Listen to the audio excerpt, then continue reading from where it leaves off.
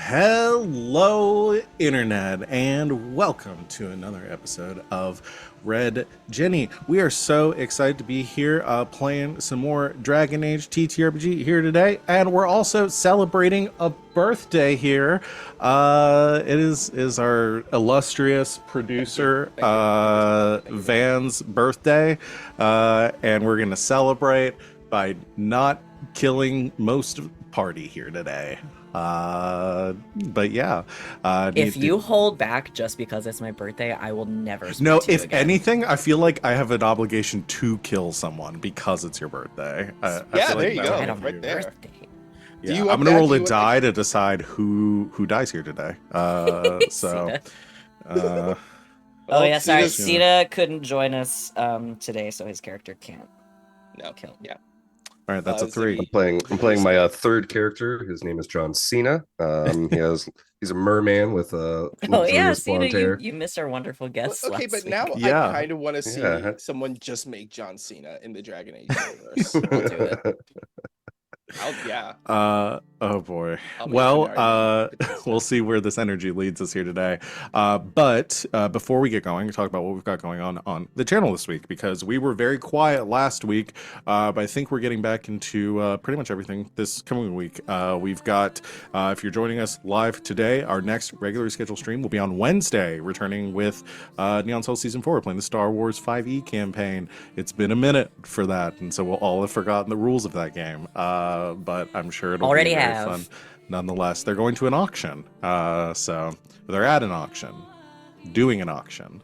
Yeah, in case you forgot, I see a look of surprise on my players' faces. No, I just remembered Prince What's His Fuck standing on the table doing karaoke. Yeah, exactly. So that will be going on Wednesday, and then the rest of our schedule this week should be as normal. If you want to see the full lineup, look down below our faces. You can see everything that we're doing. But we're going to go ahead and keep rolling right along. I'm going to let my lovely players here introduce themselves, tell me who they are, what they do on and off the channel, and who they are playing tonight, starting, of course, with the birthday boy himself, Van. It's me, Van. It's my birthday. I got a new tattoo and I get to hang out with my friends and I'm having a great time. Thank you for asking. Hi. You can find me on the internet at Van but Wilder, wherever you can find people on the internet. I am mostly streaming here and also over on twitch.tv/hackrecklessly on Sunday nights. But tonight I am playing Venehn, who is an elven marksman and has the following question. You can answer this as your character or as yourself. I don't care. I'm gonna hold my opinion. We've gotten a lot of lead up for this. It's not funny. It's not funny. But the way you're talking about it, it sounds like it's supposed to be. No, it's just... It's going to be to me, specifically. You're allowed one follow-up question. Who would you bet on to win a fight? Dr. Yosef Heider, the surgeon from the Human Centipede, or Dr. Daisuke Serizawa, the scientist who killed Godzilla? Okay. This is Okay, assuming, I know. I mean, no spoilers for the black and white fucking Godzilla. This is not the guy from the remake, technically. That's a different Serizawa. Technically, that's a different Serizawa. Daisuke Serizawa is the one from black and white, the one with the eye patch. But technically, he, spoilers, dies at the end of the movie, but assuming he was still alive. Okay. I'm going to stall by doing. Are you going to put your My vote spiel. in? I said I was going to wait till the end. Okay, got it. Good. Because I've had a lot of time to think about it. Okay. Hi, I'm Sid. You can find me on the internet. It's a Greek Sid. I'm here Mondays and Saturdays. Damn it, that's all I have because I don't really do social media anymore. Find me in the Discord. I'm playing Yasmera. She is our Kunari Shadow. Okay. Human Centipede dude. Or OG. Godzilla killer. Godzilla killer. Godzilla killer. Who would you bet on to win a fight? Follow question. Are we talking a one-on-one fight? Or are they allowed to cast a champion, aka their horrific either enemies or creations. It's a one-on-one fight, but they're allowed to use whatever items they have at their disposal. Okay. All right. I know my answer. If they have, I will say they're both inventors. Yeah. So they've got little So tinkery things. I will say the scenario is they both have a lab in said fight that they can use. They're allowed to prep for the lab. Yeah. Okay. I'm gonna disregard all of that, and I'm just gonna say Godzilla Killer because he's got an eye patch. He's obviously fought before and survived. So yeah, That's fair. I'm betting on him. That's one vote for Daisuke Serizawa. That's me. Thank you. Val, the look on your face right now is exactly what I wanted.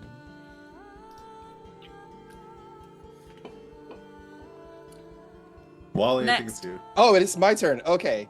Sup, y'all? It's me, Wally. Your favorite non-biased, my best friend. This is the first half of the session now. Just going to go Yeah. and throw that out there. No. You can find me on the internet at WALE132, just like the cute little Disney robot, where I'm doing all the stuff that I'm doing, because I have a lot of stuff coming up. So come check that out for that. But tonight, I'm playing Garas, the Grey Warden Elven Duelist.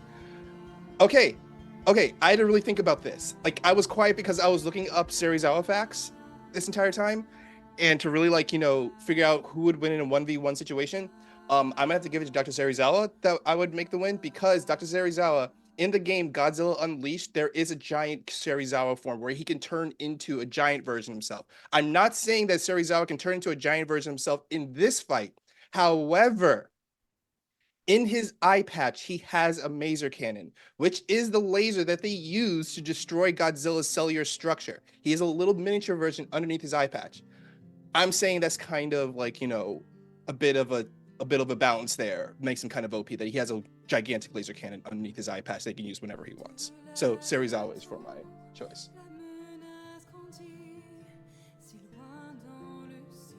Hey, hi internet and hi mom. Don't forget my mom watches the show. Oh, wait a It's me, it's Sita. You can find me on most places on the internet at Mr. Wilt. That's MR_WYLDT. I mostly lurk around in the Discord and the chats of the various games on this channel. Yeah, shoot me a message whenever you want. I play every Monday with these guys and every other Wednesday with the other guys. Tonight, this guy is playing one Zygmunt Anharad, the Grey Warden Dwarven Guardian.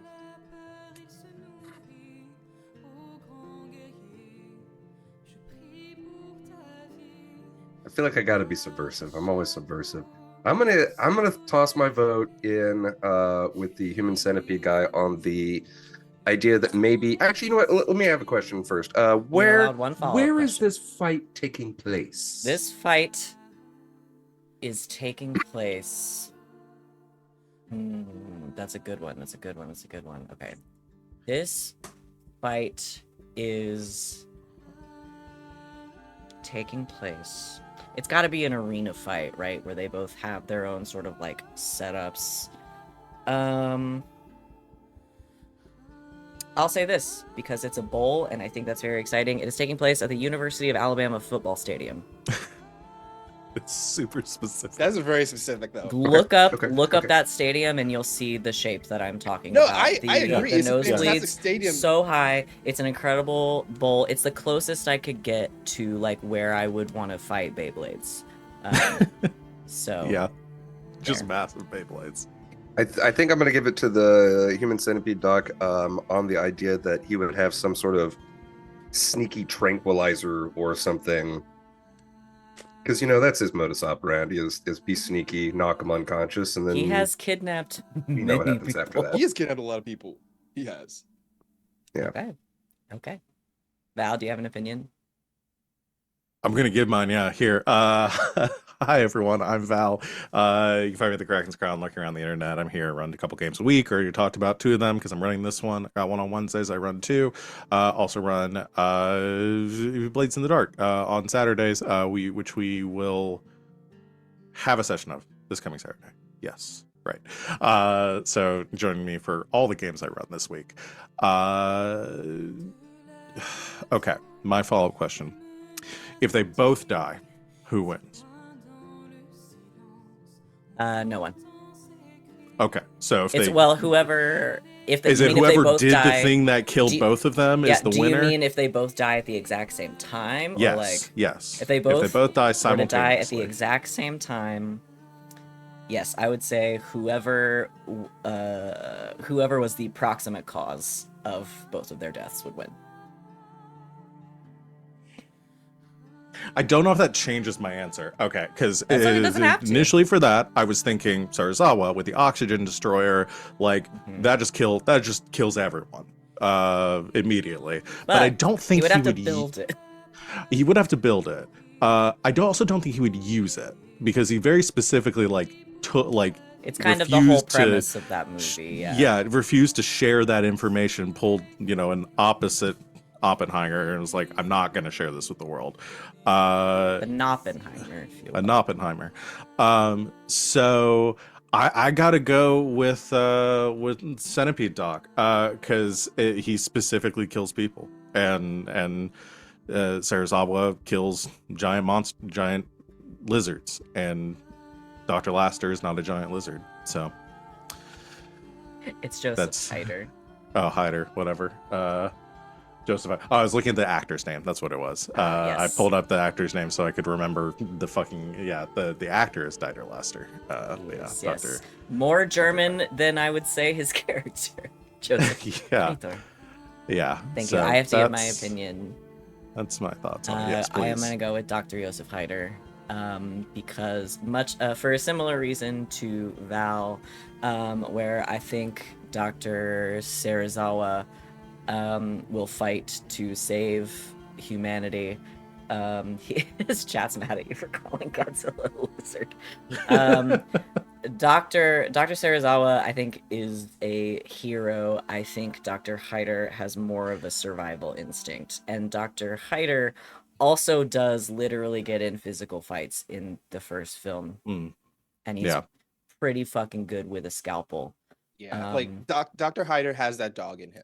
Yeah, I think if it came down to it, and they were both using all their science shit and they wore each other out that way, I think Dr. Hyder could strike a killing blow. I don't think Sarazawa would do it. Yeah. And I respect him for that.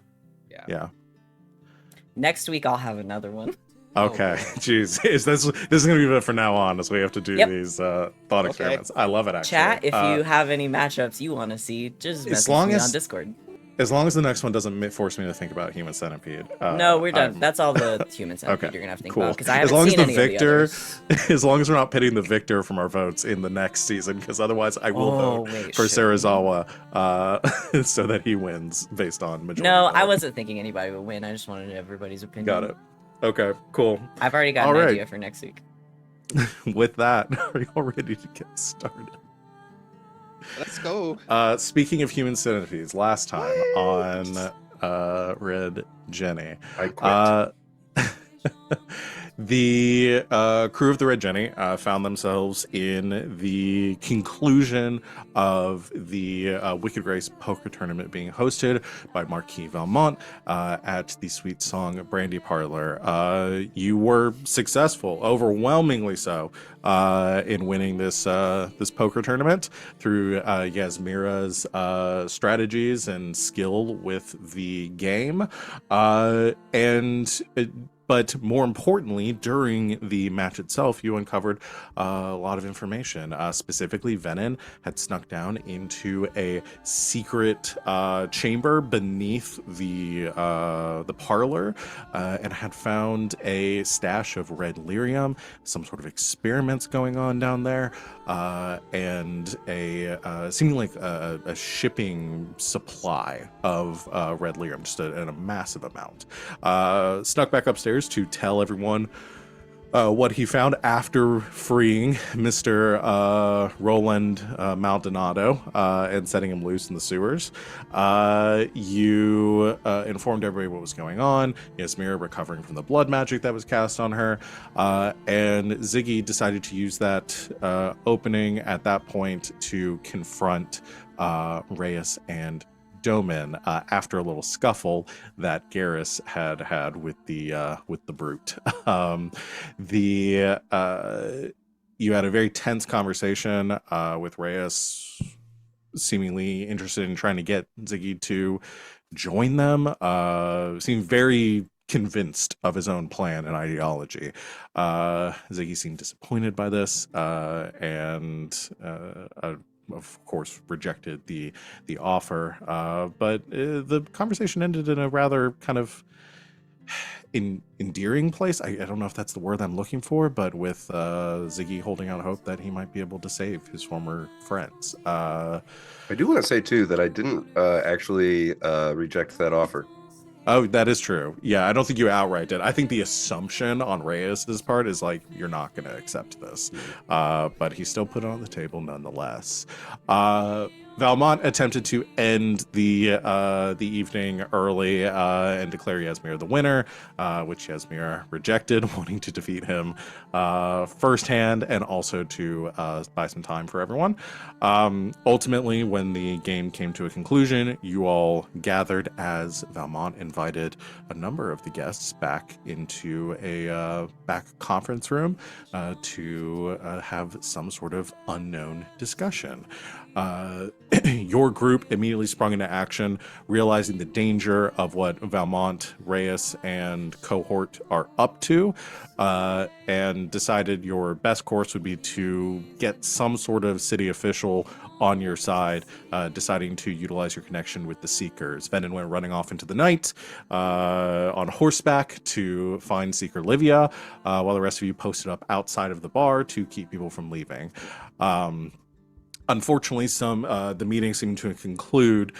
Some people began to exit the establishment, specifically Reyes and Lady Richelieu, leaving together. Yasmera did her best to sort of stall them, eventually deciding to tail Reyes and see what he might be getting up to as Lady Richelieu left in her carriage. Venehn returned with Seeker Livia while Garas was down in the sewers beneath, keeping an eye on that exit. Seeker Livia connected with Ziggy, and the two of them went into the Sweet Song Brandy Parlor together as Venehn went tearing off after Lady Richelieu to follow her on horseback. Where we left off last time was Garas in this having dipped into the water and kind of swam through this gate that kind of separates this subterranean, this undercroft from the sewers themselves. And witnessed something horrifying as Reyes and Domin dragged out a Grey Warden deserter as a demonstration to the couple of attendees on hand, and injected him with some sort of substance which caused him to undergo a monstrous transformation, which Domin seemed able to control to some extent. Valmont identified or introduced this creation as a Red Warden, and immediately asked his attendees how many they would like. And that's where we're gonna pick up here today. I didn't see when Domin was controlling that Red Warden. I didn't see, like, did he like wield any object, or he just like he just gave it a command, okay, and it responded. Yeah. Okay. But so you have this monstrous hulking creature. I'm gonna go ahead and change our music here. You have this hulking creature. This again looks kind of similar to the abomination like that you saw Carter transform into. A lot of similarities there, but physically is much larger, more kind of imposing, brutish, and but that same like glowing red. You can see like veins of red lyrium kind of underneath the skin. And just breathing heavily, kind of staying very still there, having followed Domin's command. We're going to pick up with this crew here. We're going to be doing some panning back and forth between our 3 different squads right now. But I want to start here because a lot of things could happen at this point. And I think I'm going to ask first from Ziggy with Seeker Livia. The 2 of you are heading down this passage, this like stairs behind the secret panel in this conference room. And you can hear faintly some conversation happening, echoing downstairs. You heard just a moment ago this like roaring, thundering growl, some sort of like horrifying like screech that was cut short. I want to ask Ziggy, because I'll let you decide for you and Livia, what Ziggy's reaction to this is going to be. So 20 years on the force, I think Ziggy would recognize the sound of Darkspawn. Yeah, is that reasonable? I think it was very similar. Yeah, it had a Darkspawn like sound to it. I would say it probably doesn't sound like any Darkspawn that you are familiar with, but it definitely rings those bells. Then I think Ziggy this is a very serious situation. There's a lot riding on it, so I think Ziggy's going to slow down, put a hand up, finger to his lips, and motion that we need to go in stealthily and not go smashing our way in. And I think I also want to try to do my sense darkspawn again, and hope that I come up with a number of there's 1. Sure. Yeah. So we'll do 2 rolls. I'll let you do your sense darkspawn roll first. And then we're gonna do a stealth roll. It's not going to be a high difficulty given what's happening in that room. There's a lot of attention going on there towards what is currently transpired. Very unlikely that they'll notice you, but still need to hit a certain threshold. But yeah, let's do sense darkspawn first. Okay, so the sense darkspawn was a 15. 15. Okay. I'm gonna call that a success. You feel, as you are kind of sensing outwards, the faint darkspawn presence that you had sensed previously, which you can probably assume, based on Venehn having kind of clued you in, is that dying or dead darkspawn that they were draining the blood from.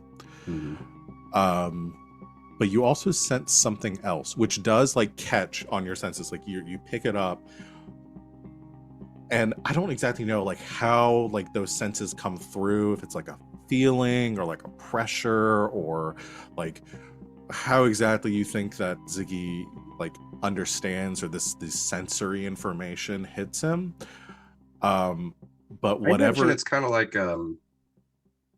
almost like a vision. Right, because that sense darkspawn, you're kind of tapping into the connection that all Grade Wardens have to darkspawn. Yeah.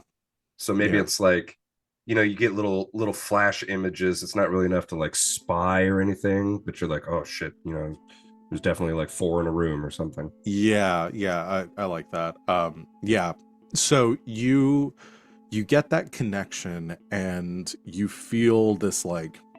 So if we're going to kind of frame it as more like an empathetic connection, you get this like intense like rage for a moment, this, which is pretty similar for darkspawn that are driven by the blight, that bloodlust, but it's kind of cut short, and whatever you're sensing is new to you, which is probably even more unsettling, because you've probably encountered every kind of darkspawn that there is. Or I thought I did. Or you thought, yeah. Okay. But just one source? That is the only other one. So 2 sources, the really faint one, and then this thing, whatever it is. Got it. Okay.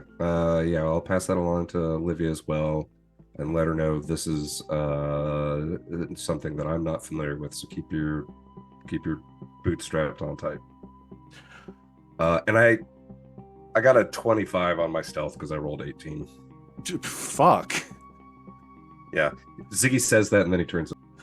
he just like vanishes from sight. Just full Batman.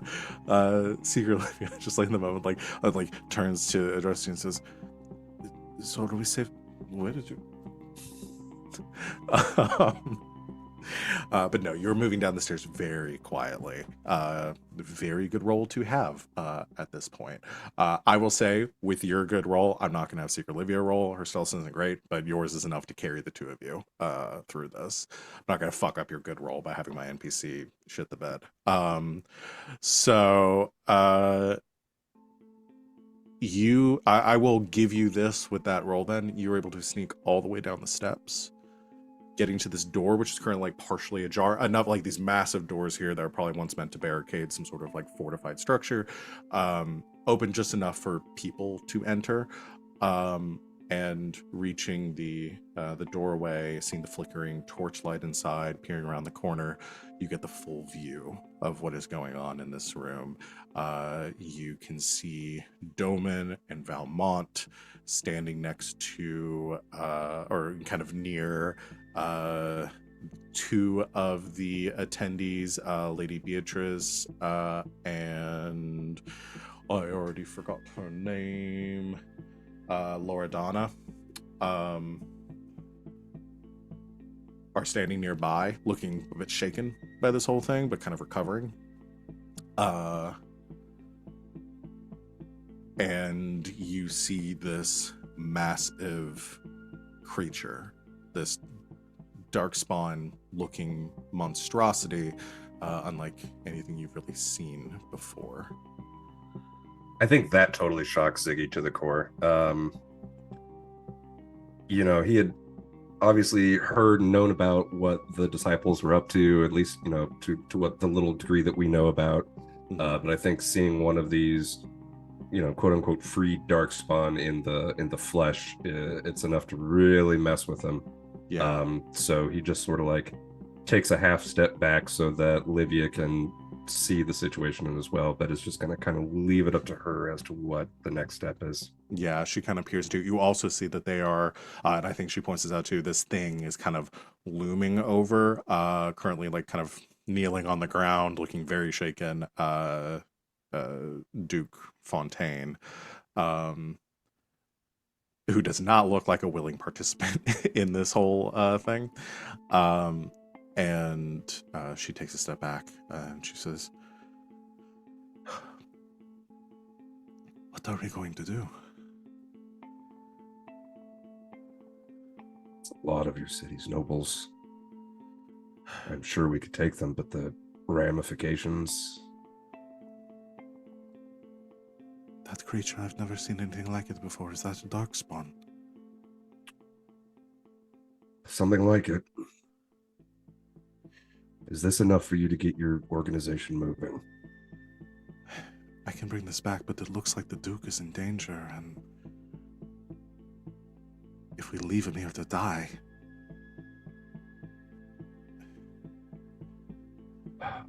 Do we smash in? I've been killing Darkspawn for 20 years. That's nothing new to me, but this is your city, Seeker.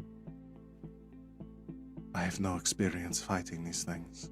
I've encountered apostate mages and even had my own run-ins with the Templars, but fighting something like this is beyond my purview.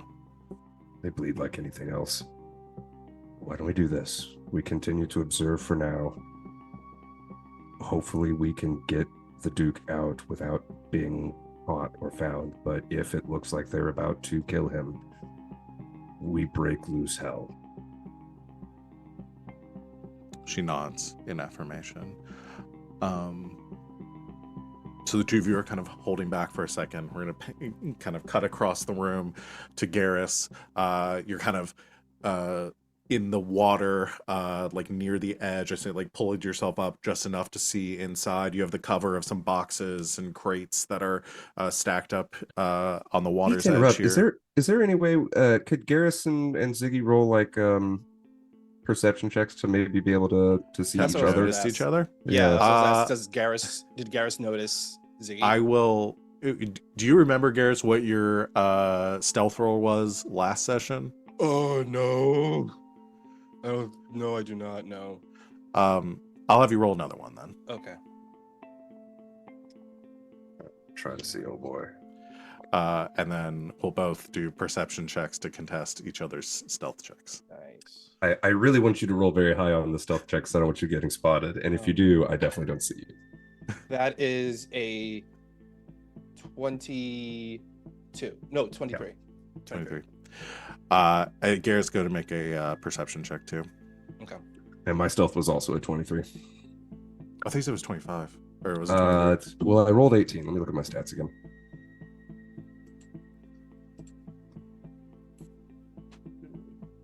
Plus 20. 5. No, it's 23, not a 25. 23. You rolled a 20, Garrus. Yeah.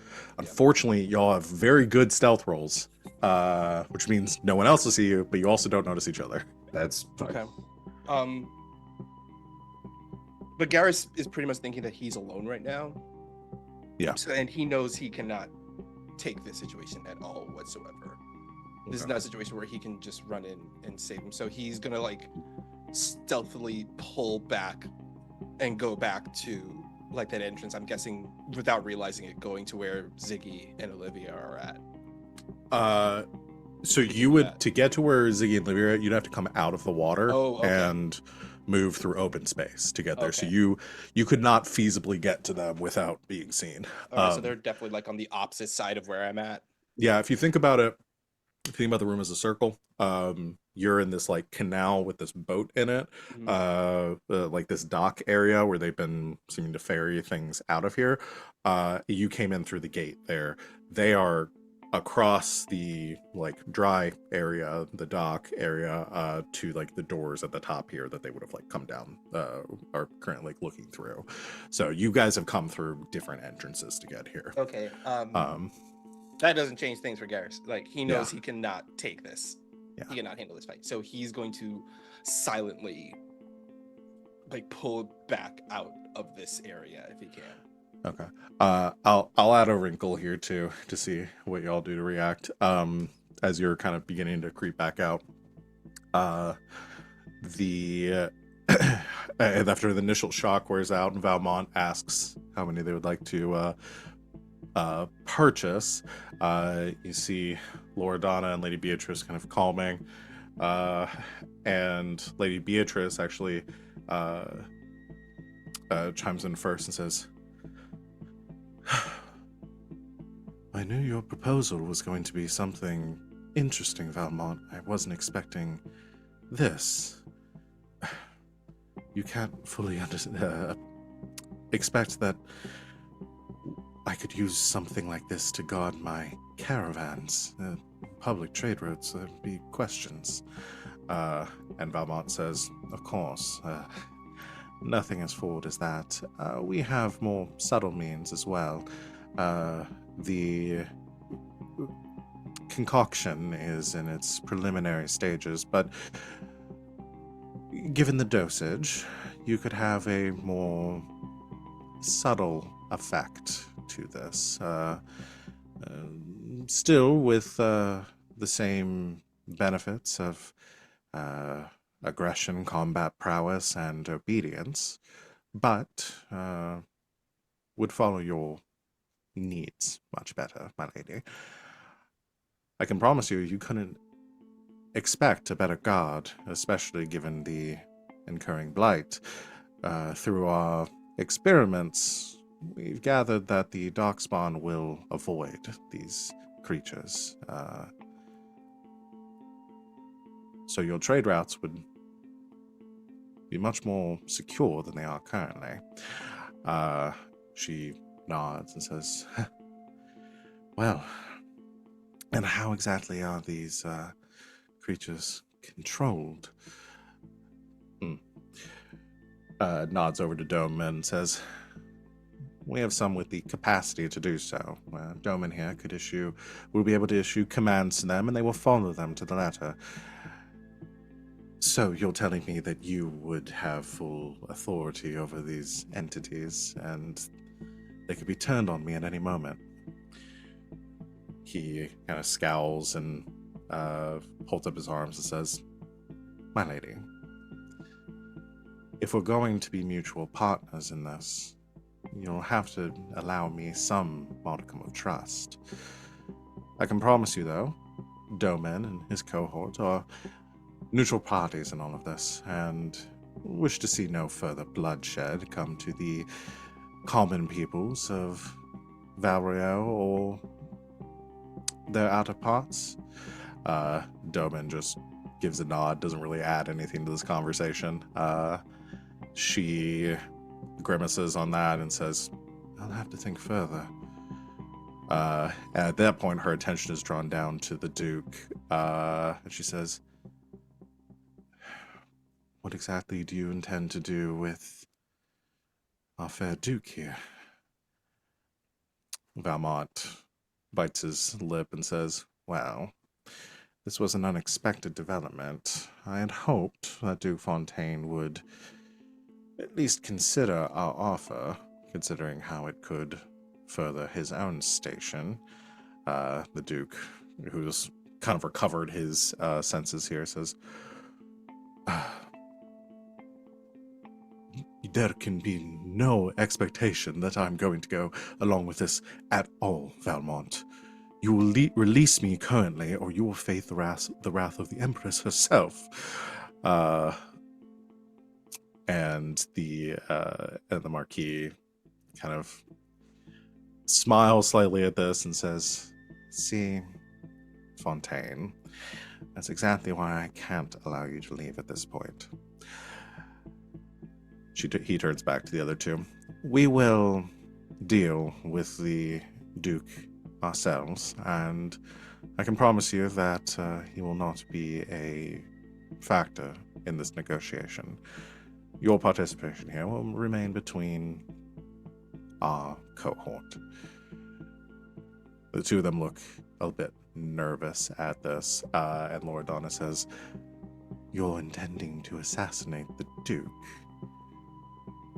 You really think that you can cover that up, Valmont? He smiles and says, trust me, I have my own leverage that will make sure nobody comes looking for him here. The two of them exchange a nervous glance, and he says, but no need for such conversations to sour our arrangement. If you wish to retire, we have a more suitable chambers down here. You can sit and discuss, and we can come up with a equitable arrangement as far as financing and a timeline for delivering however many Red Wardens you wish to keep on hand. The two of them give a nod, look very nervous, and they head off. I think following the way that he gestures kind of across to some other chambers down here as well. Leaving just Valmont, Doman, and the Duke. At which point, Valmont turns to Doman and says, I trust that you can deal with this yourself. And Doman scowls and says, killing him was not part of our arrangement. Well, not killing him certainly complicates things, wouldn't you say? Doman mulls this over for a bit, sighs, and says, fine. I'll deal with him. And moves towards the Duke. Weapons drawn. You see that he is drawing a blade. And that red warden is there too. Yeah, it's still there. I think Ziggy's gonna take a glance over to Livia to be like, do we go? I think we go. The Seeker seems to already be drawing her sword. Yep, we're going. We're going to be seen as soon as we come out of hiding anyway. So I'm gonna have my sword or my hammer and shield out, but I'm gonna call out to Doman as I enter the room. Okay. What do you say? I raised you better than this. You see, as he's got his sword on him, but he was just drawing a simple dagger from his side. But he stops as he does, and he wheels around towards you.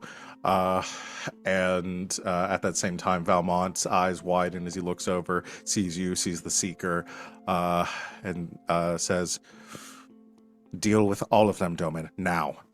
And he begins to move to leave to flee the room. As Doman sighs and says, "You shouldn't have come down here, Ziggy." Which direction is Valmont? The direction that Valmont is fleeing. He is essentially, so this room, either side of it has some like other chambers and stuff here too. Haven't been like fully explored by your group. And he is kind of like heading down a hallway, kind of leaving this presumably combat. So I can't like rush up on to Valmont. Oh, you could. Yeah, we're just probably about to roll initiative, and we're gonna see if you. To see, like, one half of me, Garas would go after Valmont because this is not going to get a chance like this ever again. But another half is like, Ziggy is about to go into a situation where he may or may not come out of this. So, Ziggy's got Livia too. Yeah, that's yeah. Okay.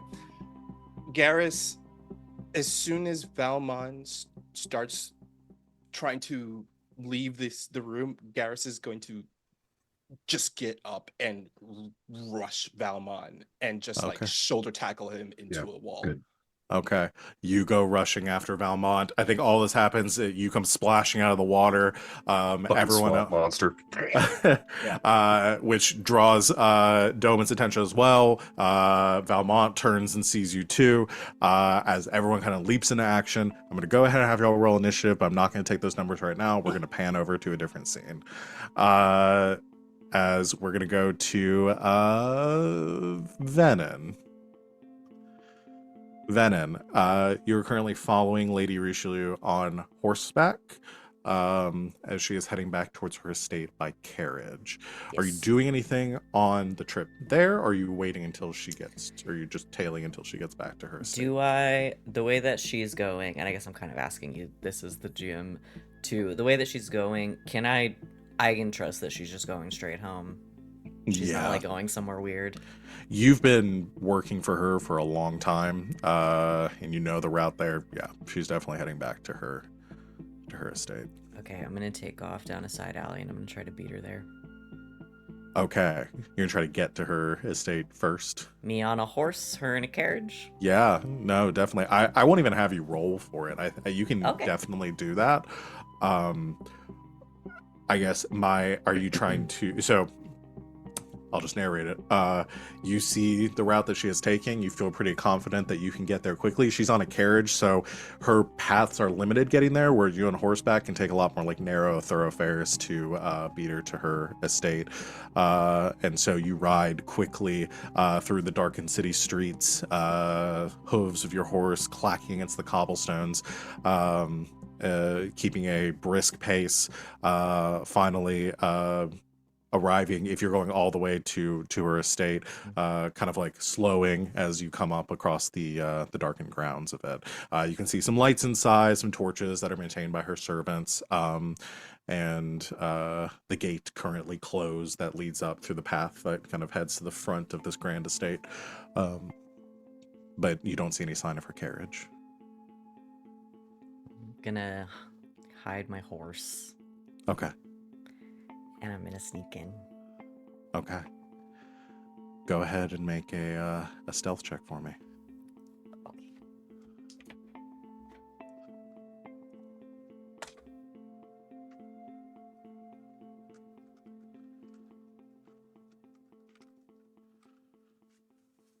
(22) with 22. 4 stump points. I rolled 3 4s. Okay. This is an exploration stunt, so if there's anything you want to use, you certainly can.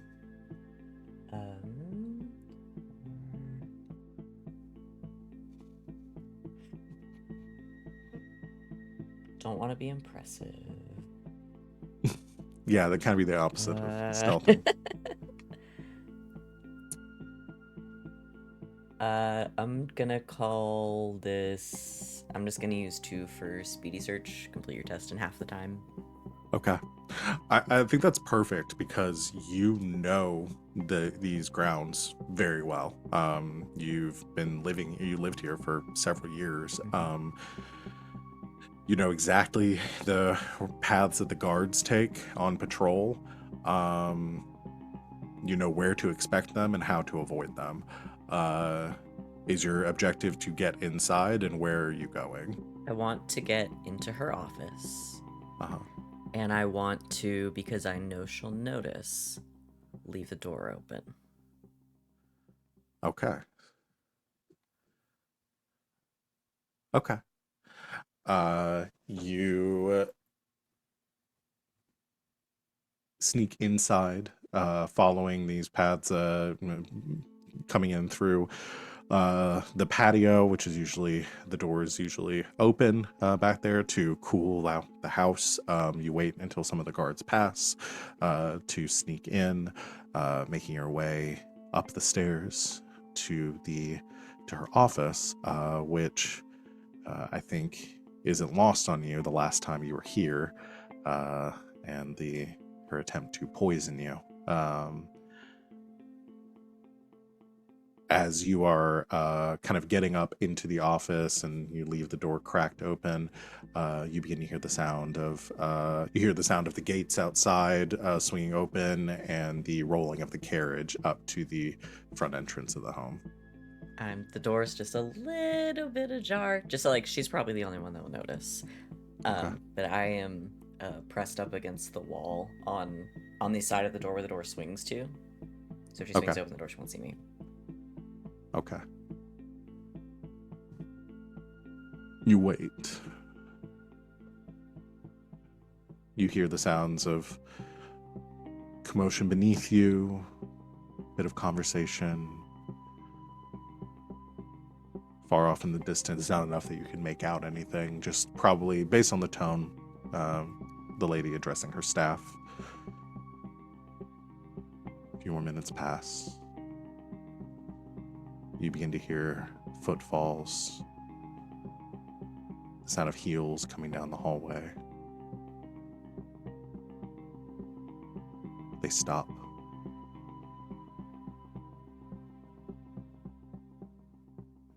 And very slowly, you hear them approaching the door, which begins to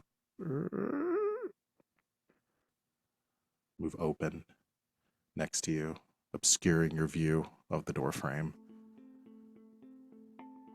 You just hear slow steps into the room. Very gently shut and lock the door. You shut and lock the door. You shut the door. As soon as you do, Lady Rushu, dressed the same as she was before in her evening wear, spins around towards you as you lock it. If you scream, Octavia, I will not give you the chance to talk your way out of this.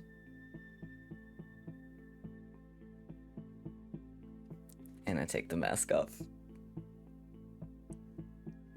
I think as soon as you speak, and given the context of everything, I think you can see like the wheels turning. She puts it, putting things together, and she removes her. Her mask wouldn't be on at this point. She would have taken off on the ride over. Yeah, that's right. She can't be as cool as me. She kind of takes a step back and says,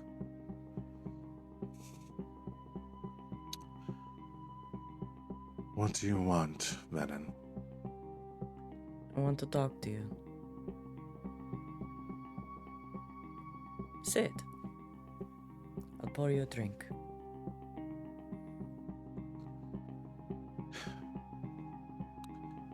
I feel I've had enough to drink tonight. Fair enough.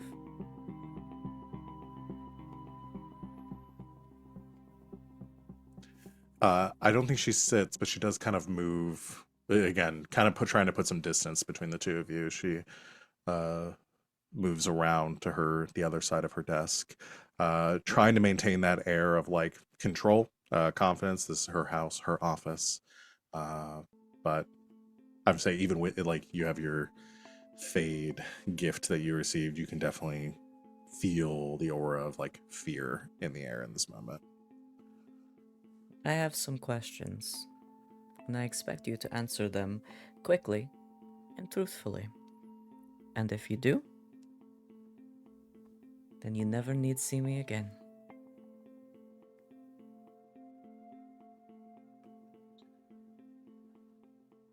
Then ask your questions and be gone.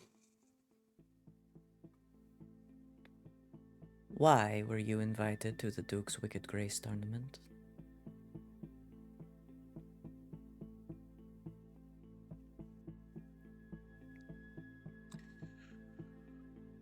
We're old friends. Why wouldn't I be invited as one of the more prominent figures in this city? Because, my lady, you're not very good at Wicked Grace. Perhaps that's why he invited me. He does love to win. And yet he didn't. He almost threw the last match entirely. It was only my new patron and her convincing words that had him play. Well, that's neither here nor there. You met with him afterwards with several other people in his conference room. What was that about? Business. I see. You think I'm still vulnerable to your games. But you've already tried to kill me once. And yet here I stand. What business? Go ahead and have you make a communication intimidation is strength. I'll let you either do strength intimidation, or we can go with. I'm pulling up the May I focuses. persuade? Yeah, we can go with communication persuasion. Okay, do I get my bonus of up to +2 when persuading with nobility? Yes. Okay. Excellent. I'll give you your full +2 bonus here. Ew, that's good.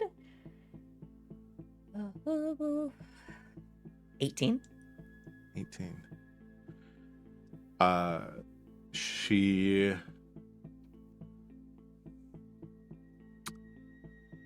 purses her lips and says,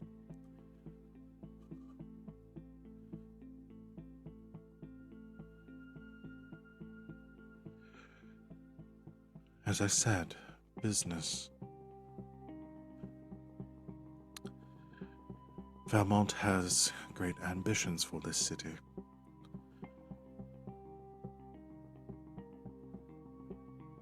And I owe him in some regard. How so?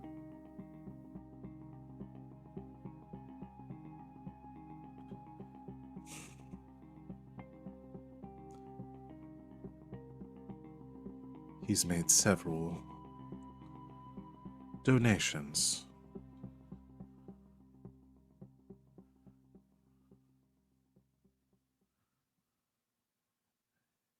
He keeps his tendrils in a lot of people's business. So we've discovered.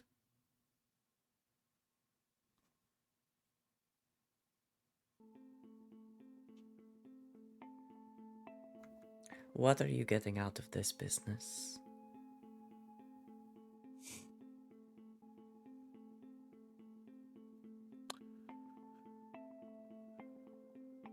Is returning a favor not enough? That's not for me to decide. It's your favor to return.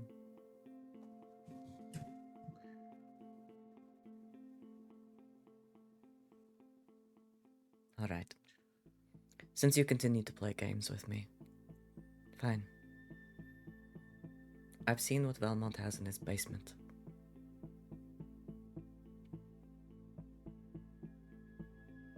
And I know you have too.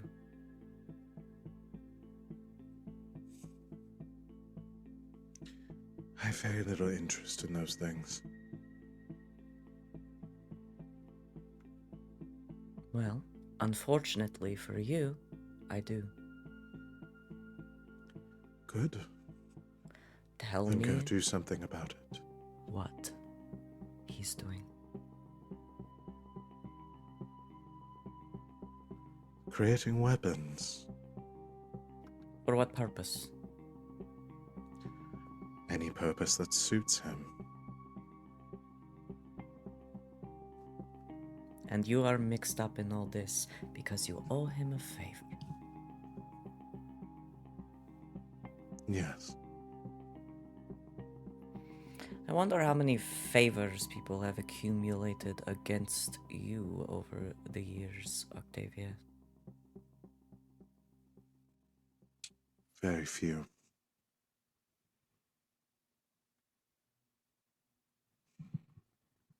I know you like to keep it that way.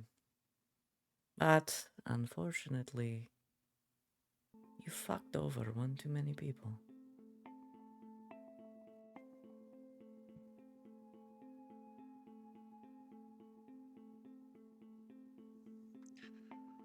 What do you want here, Venehn? I told you. What I want is information, and then you will never see me again. I find that hard to believe. Why? Because I enjoy people looking at me, or because you think you have angered me in some way? No. Because one of these days, I'll be sitting in the front row when they hang you. They'd have to catch me first.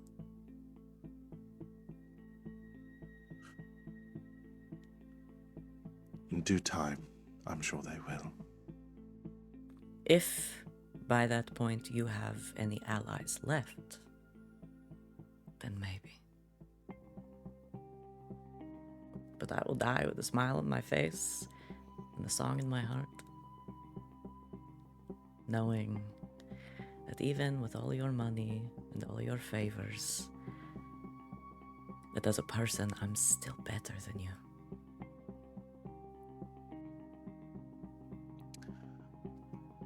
Have you make a perception check? Okay.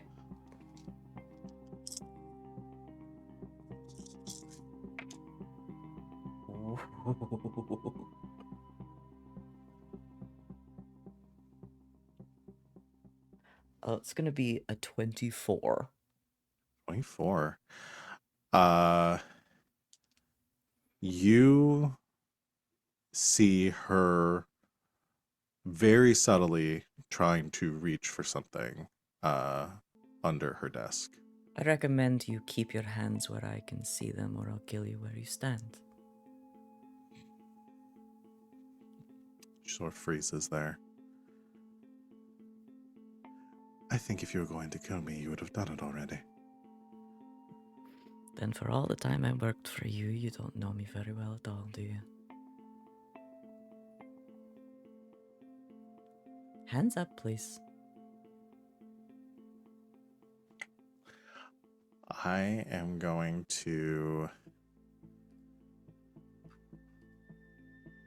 I'm going to roll to see what she decides to do here. Because I think... Is she making a good could- boy roll? Yeah, kinda. You're making Uh, a dead boy roll. Oh boy. I'm just gonna told roll. I'm just gonna do this. I'm gonna roll it in the open. I'm gonna say odds. She goes for it. Evens. She doesn't. What's she gonna do? Shoot me? Odds. you see her begin to reach for, to lunge for whatever she's reaching for. On her I desk. lunge for her and I grab her. Okay. We're just gonna do like a single initiative roll to see if you get there first. Oh, she's gonna be so sad when she sees how good my initiative is. Sorry, my initiative's a +9. Oh, yeah, you're gonna win. God damn. Honey, come on. 10. That's a 21. 21. Yeah, you easily beat her. You lunge towards her. What do you do? I'm gonna pin her arms behind her back. Okay. So you push past the desk. You get a glimpse. It looks like she's reaching for some sort of you can see very faintly underneath the desk. There's like almost looks like a cable or something there. And you maybe it's like dawns back on you. It's like Alarm. yeah, some sort of like I thought alarm maybe she or might something. have She was something like that. but you grab her before she does, and pull her back. She kind of. You really are stupid, aren't you? I've outsmarted you long enough. How so?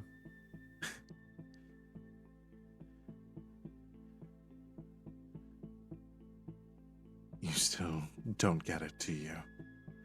I made you what you are. I took you off the streets, a one-armed urchin boy.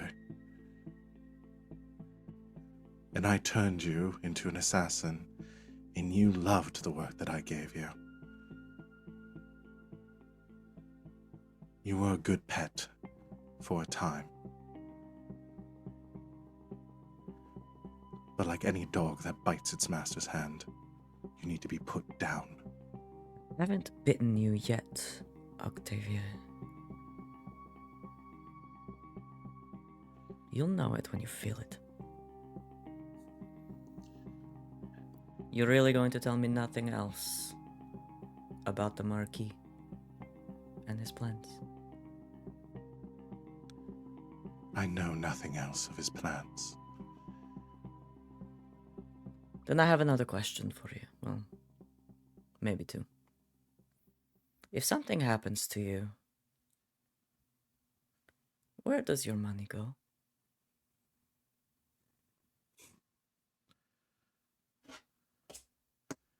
Why is that of any concern to you? Answer. You think I'd leave it to you?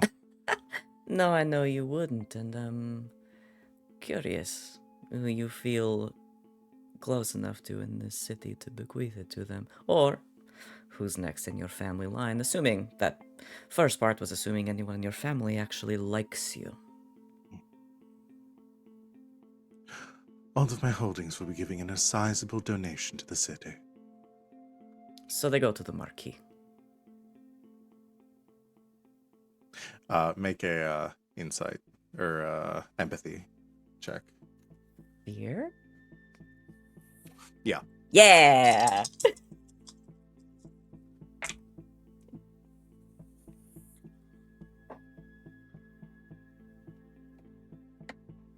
$19. Even with you not be able to see her face as you're holding her arms behind her back, there's enough of a pause there for you to know that you hit the nail on the head. Listen, Venn is stupid, but he's not that stupid. Now, supposing something tragic were to befall Marquis Valmont. Tonight, even. What then? Why would I know the Marquis's business? Well, if you and he were to die at the same time, I imagine you'd get to choose who it goes to next. Do you have any other family?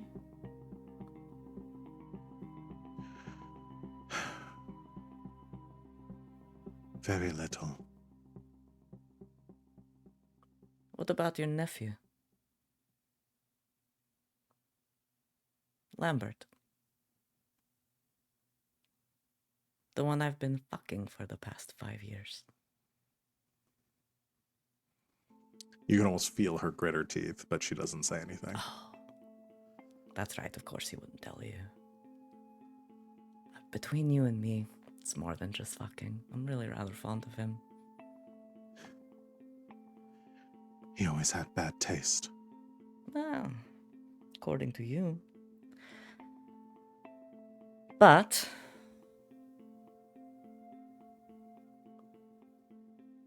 you don't have to leave your money to me for me to get it. It's really rather easy.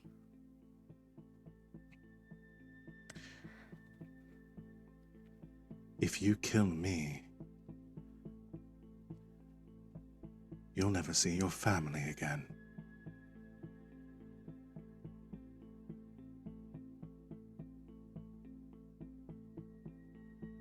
My family is very much alive and well here in Val Royaux. I don't mean them. I mean your clan. Oh, I'm sorry, I must have forgotten to mention. They came looking for you some years back.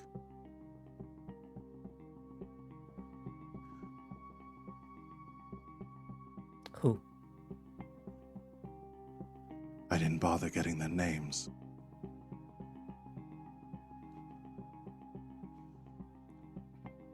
Where do you think the arm came from?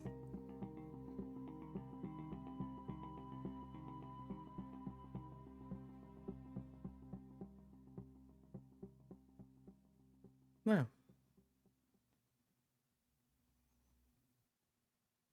unless you have any more information to give me about that, we're done here. But if you don't tell me everything you know, the promise is revoked. I'd much rather die knowing that you'll never get back what you lost.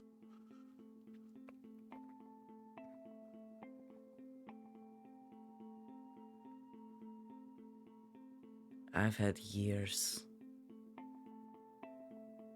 to be okay with what happened to me and who I am. The history that you wield as a cudgel doesn't touch me. I have a family and I have friends. I have someone who loves me, knowing everything that I am. And I have money that I earned myself with no need of leeches like you. So, Octavia, as I promise, I will leave your estate, and you will never see me again. Slit her throat. You see, she begins to say something as you drag a blade across her throat, at which point spray of blood against the desk covering the papers in front of her. She staggers forward, collapsing into the desk, pulling the papers down with her. She falls into her back on the floor, like coughing, gagging on the blood, looking up at you. And you see the fear in her eyes as the last bit of life leaves her and her body lies still. She got any money on her desk? Sure, yeah, there's some silver in there. I'm gonna take I want to take something off of her, like something important, like a pendant or a family crest.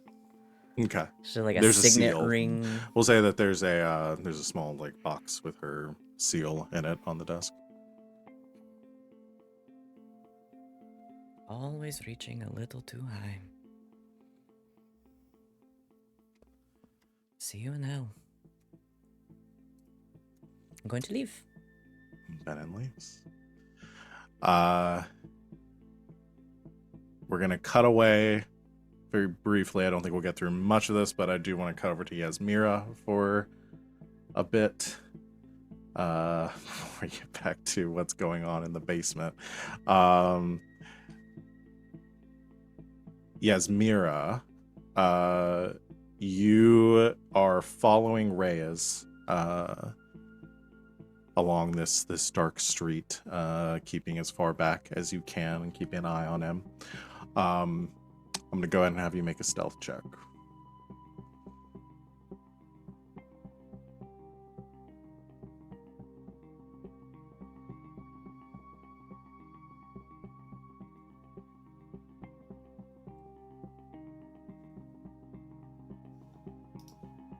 One moment while I math. 4 is 16 plus 9 is a 25. 25. You fall. 6 stunt points if that Okay. comes into play. If there's an exploration stunt that you think would be Flirt. No. I already did that and it was gross.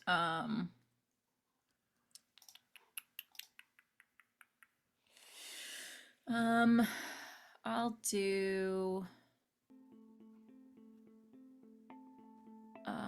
upper hand. If discovery leads to combat, receive +3 to the initiative roll. And yeah, I'll do a advantageous positioning as well. okay. You are falling behind, keeping close enough that you're very confident that you're not going to lose Reyes, but sticking to the shadows, silently falling behind him.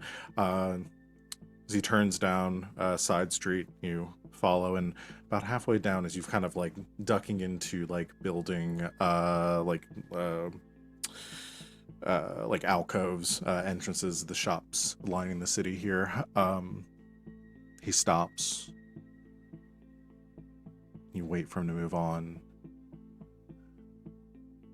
and you hear him say,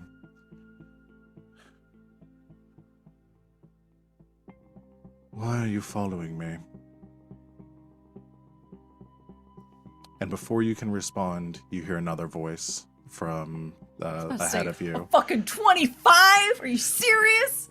You hear another voice from ahead of you says, "I got done with my business early and I figured I'd come and check on how you and Domin were doing." And you see a hooded figure step out, dropping her hood. You see Faye. There's the bitch. And you see Reyes turn towards her. "So it's done."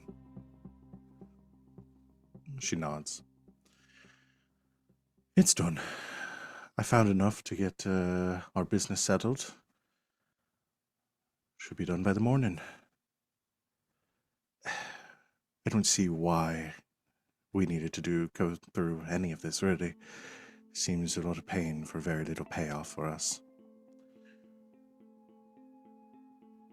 We'll see. We owed the Marquis this, and he owed the lady, so I don't like being in other people's debts, and now it's settled. This will likely result in nothing, but perhaps it'll give us more room to breathe.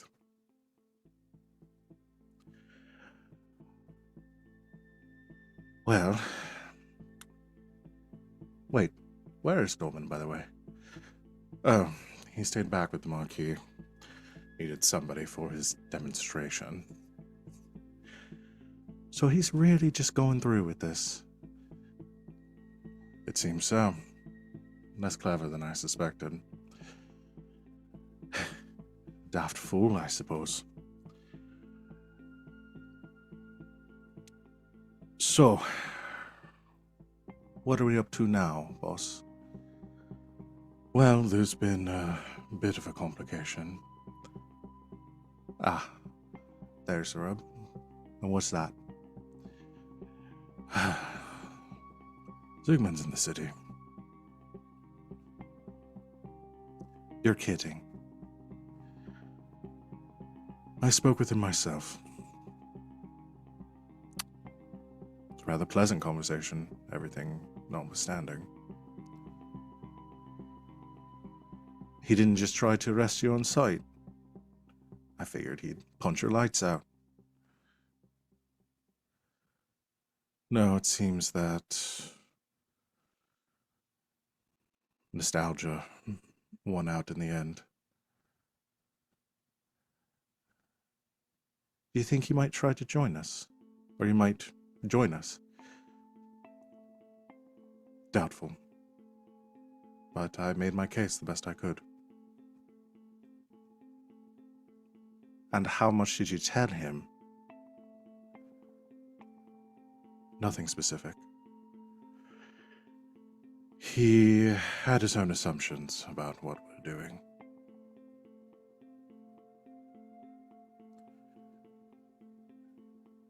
It seems that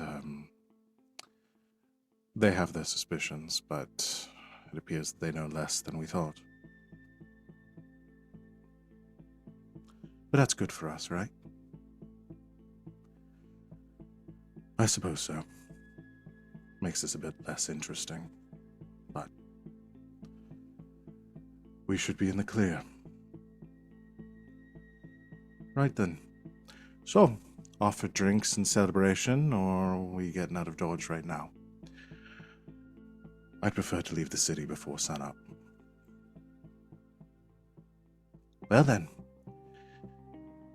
let's go get packing. Lead the way. And the two begin to wander ahead down the street. I am following their asses home. I want to know where they're going. Okay. Because we're I'll gonna go- fucking kill them 3 in the morning. I'll go ahead and have you make another stealth check.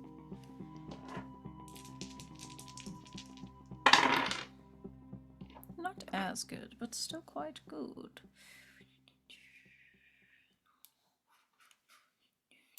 22. 22. All right. Let me see how they did. Where are my sheets for them? There they are.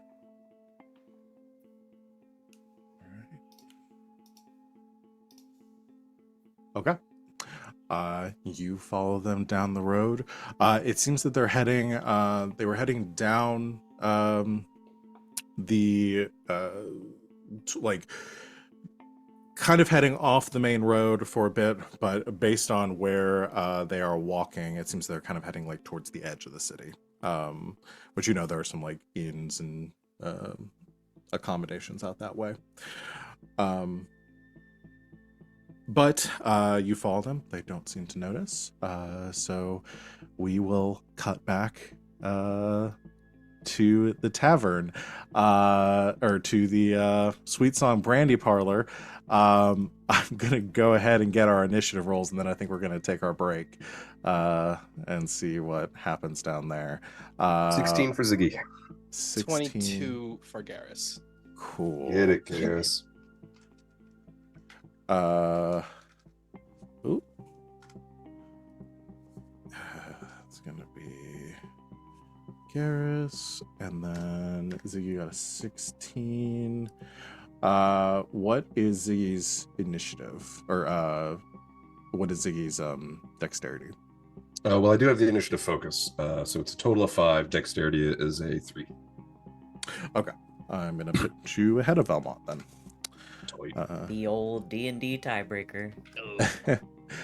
All right. And with an explosion of action in the cellar before we jump into that, we are going to go ahead and take our break here. So thanks everyone out there for watching. We will be back in a few minutes to continue our session. We recommend you go take a break as well. Get a snack, stretch, whatever you need to do. And we'll be back here very soon. So stay tuned. Welcome back, Internet. Thanks for hanging out with us while we took our break. We're going to go ahead and jump right back in. I need different music here. I don't want anything like full combat yet. So, let's Let's go with this one. Where we're at right now in the Undercroft beneath the Sweet Song Brandy Parlor, things have popped off. Garas comes launching out of the water, rushing towards Valmont, who's trying to escape at the same time that Ziggy and Seeker Livia are rushing in to protect the Duke and to stop Doman from executing him. You have this Red Warden that has not moved yet. It still is following Doman's last command. Garas, you are first in the order to act. So I'm rushing at the Duke. I'm rushing at the Duke, like At the to Duke or Marquis, at the Marquis, or the Marquis? Yeah. and I am going to try to grab him and just put him in like a chokehold, and put myself like behind him, like using him as like a human shield, as I pull out that very special looking dagger and hold it at his neck. Got it. I'm gonna, for this check or for this test, I'm gonna have you do a strength.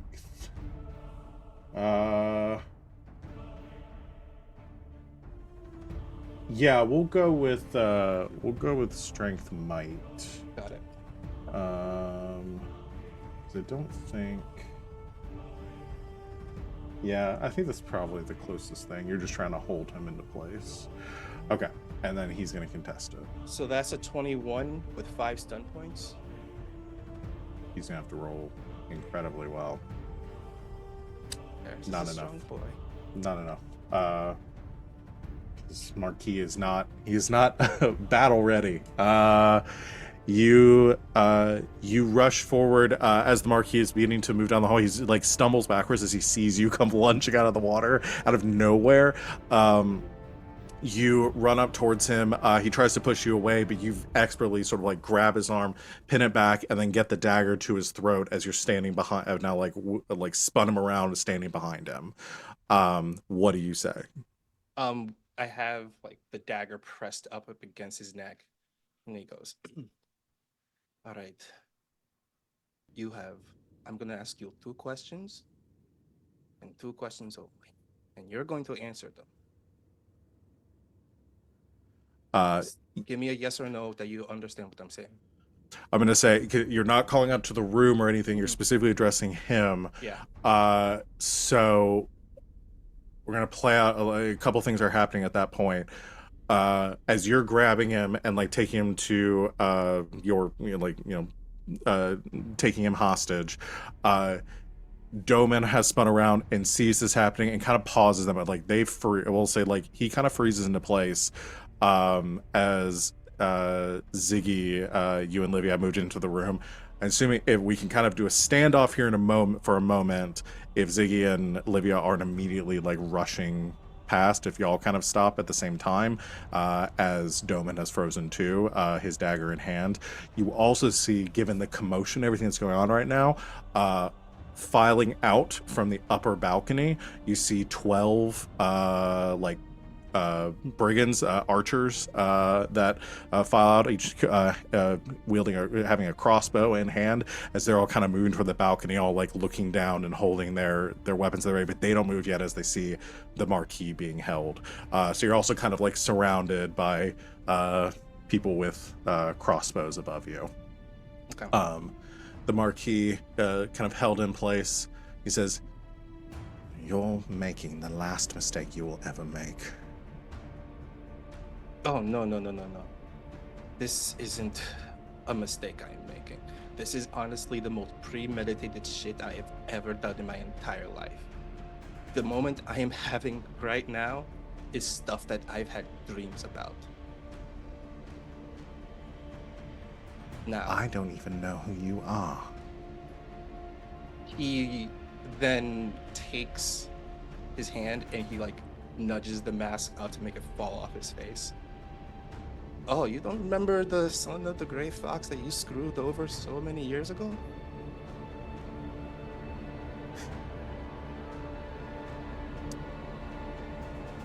Right.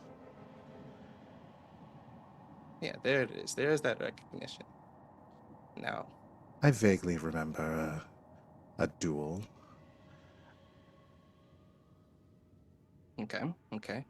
You vaguely remember a duel happening, and during this duel that happened, you cheated. And because you cheated, you ruined my family's name. And when I tried to regain my family's honor, you cheated again. And honestly, that was kind of dumb on my part to believe that you wouldn't cheat again, but here it happened. So, yeah, I have kind of a lot of reasons to hate you.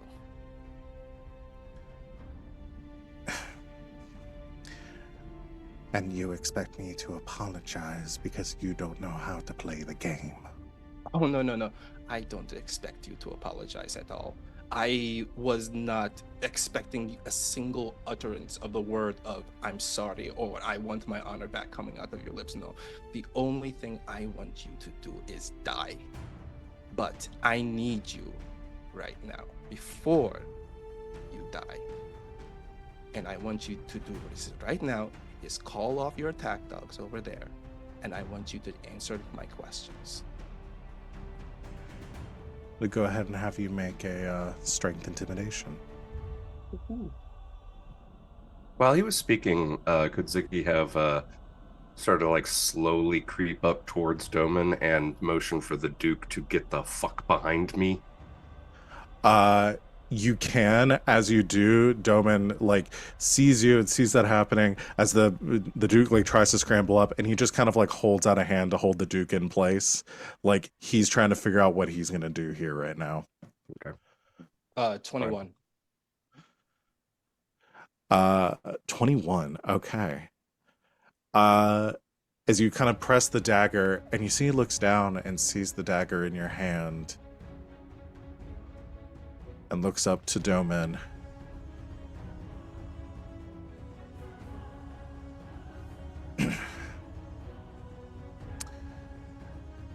What are you going to do about this? This is the end of the line, Doman. The game's Doman over. kind of looks back at the Duke, looks up, looks around, just...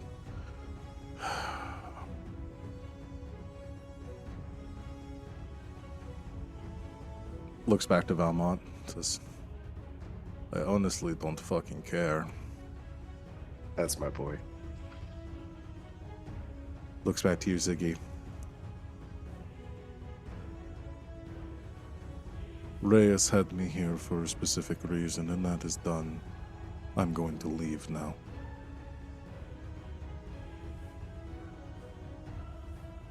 Get out of here, son. I'll see you soon.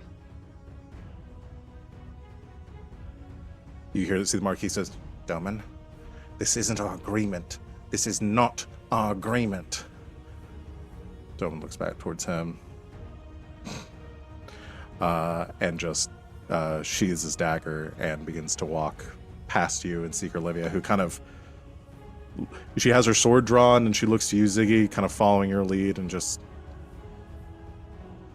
holds her sword down as Doman walks out of the room. Looks like we're surrounded by so many intelligent people tonight. Maybe one more person can make a smart decision. Call off your big red attack dog over there now. I know you can do it. As Doman leaves the room, the Duke also gets up and kind of moves over towards you, Ziggy, as you've motioned to him. And Marquis sees this, looks around, says,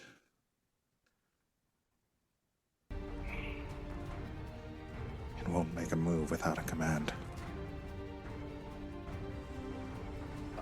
Okay, then tell him to stand down and not move.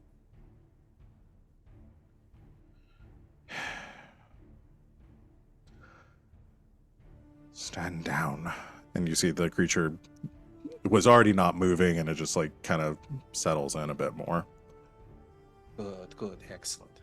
Now, you're going to answer my questions, and then I'm going to turn you over to the Seeker that's over there to see what's going to happen to you next. Now, one, I want you to tell me, what is your big plan here? Just to make these guys and sell them to people? Oh, look, you figured it out. Okay. And that's one thing I don't need you to answer. Another thing I would like to know is, what is this that I'm holding? It's a dagger. No, no, no. I know it's a dagger, and he presses the tip against his neck. I'm not here for smart-ass comments. If I want to do smart-ass comments, I'll be making them myself. What is this dagger?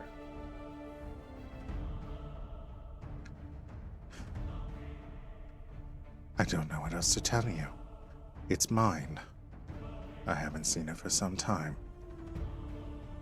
So you're saying this dagger belongs to you?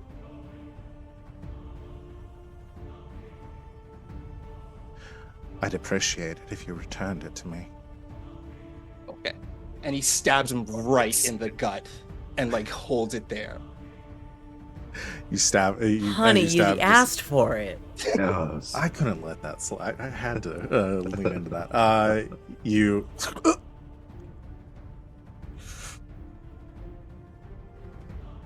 I turn to Secret Olivia and I say, "Get the Duke out of here. I'll meet you out front." As he is stabbed, she moves to the Duke. You see everyone on the top. As your leverage is gone when you stabbed him, and the crossbowmen up top begin to fire. What is Ziggy's priority? You see everyone is within is fair game at this point. The Duke, I'll give you the details. He don't have a lot of hit points. You can try to take the barrage for him if you want to try to shield him. Yeah. So are these crossbow bolts just kind of going out in a fan at everybody in the room? Yes. Does it look like there's more of a focus from? Okay. No, it's just It's just everybody in the room. They see their employer is dead, and they're gonna at least try to kill the people that killed him. As the Marquis is kind of bleeding out in your arms, he staggers downward, or he kind of slumps forward. I'll say at the last, he kind of like coughs up blood as he's going limp in your arms, Garas, and says, "You're going to regret this." No, I'm not. Not one bit. You kind of wrench the dagger. Yeah. Do you just leave it in place? Well, know what I do? I wrench the dagger out and I just lay it right there on his chest. Got it. You can see the creature has not reacted to anything that's happening in the room. The shots fire, and I'm going to make some attacks against. I'm going to try to everyone. position myself to protect the Duke. We don't need the Empress's cousin getting killed. Okay.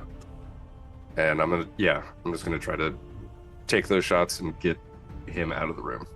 Okay. Let me get up there. Let's see. All right, there are 12 of them.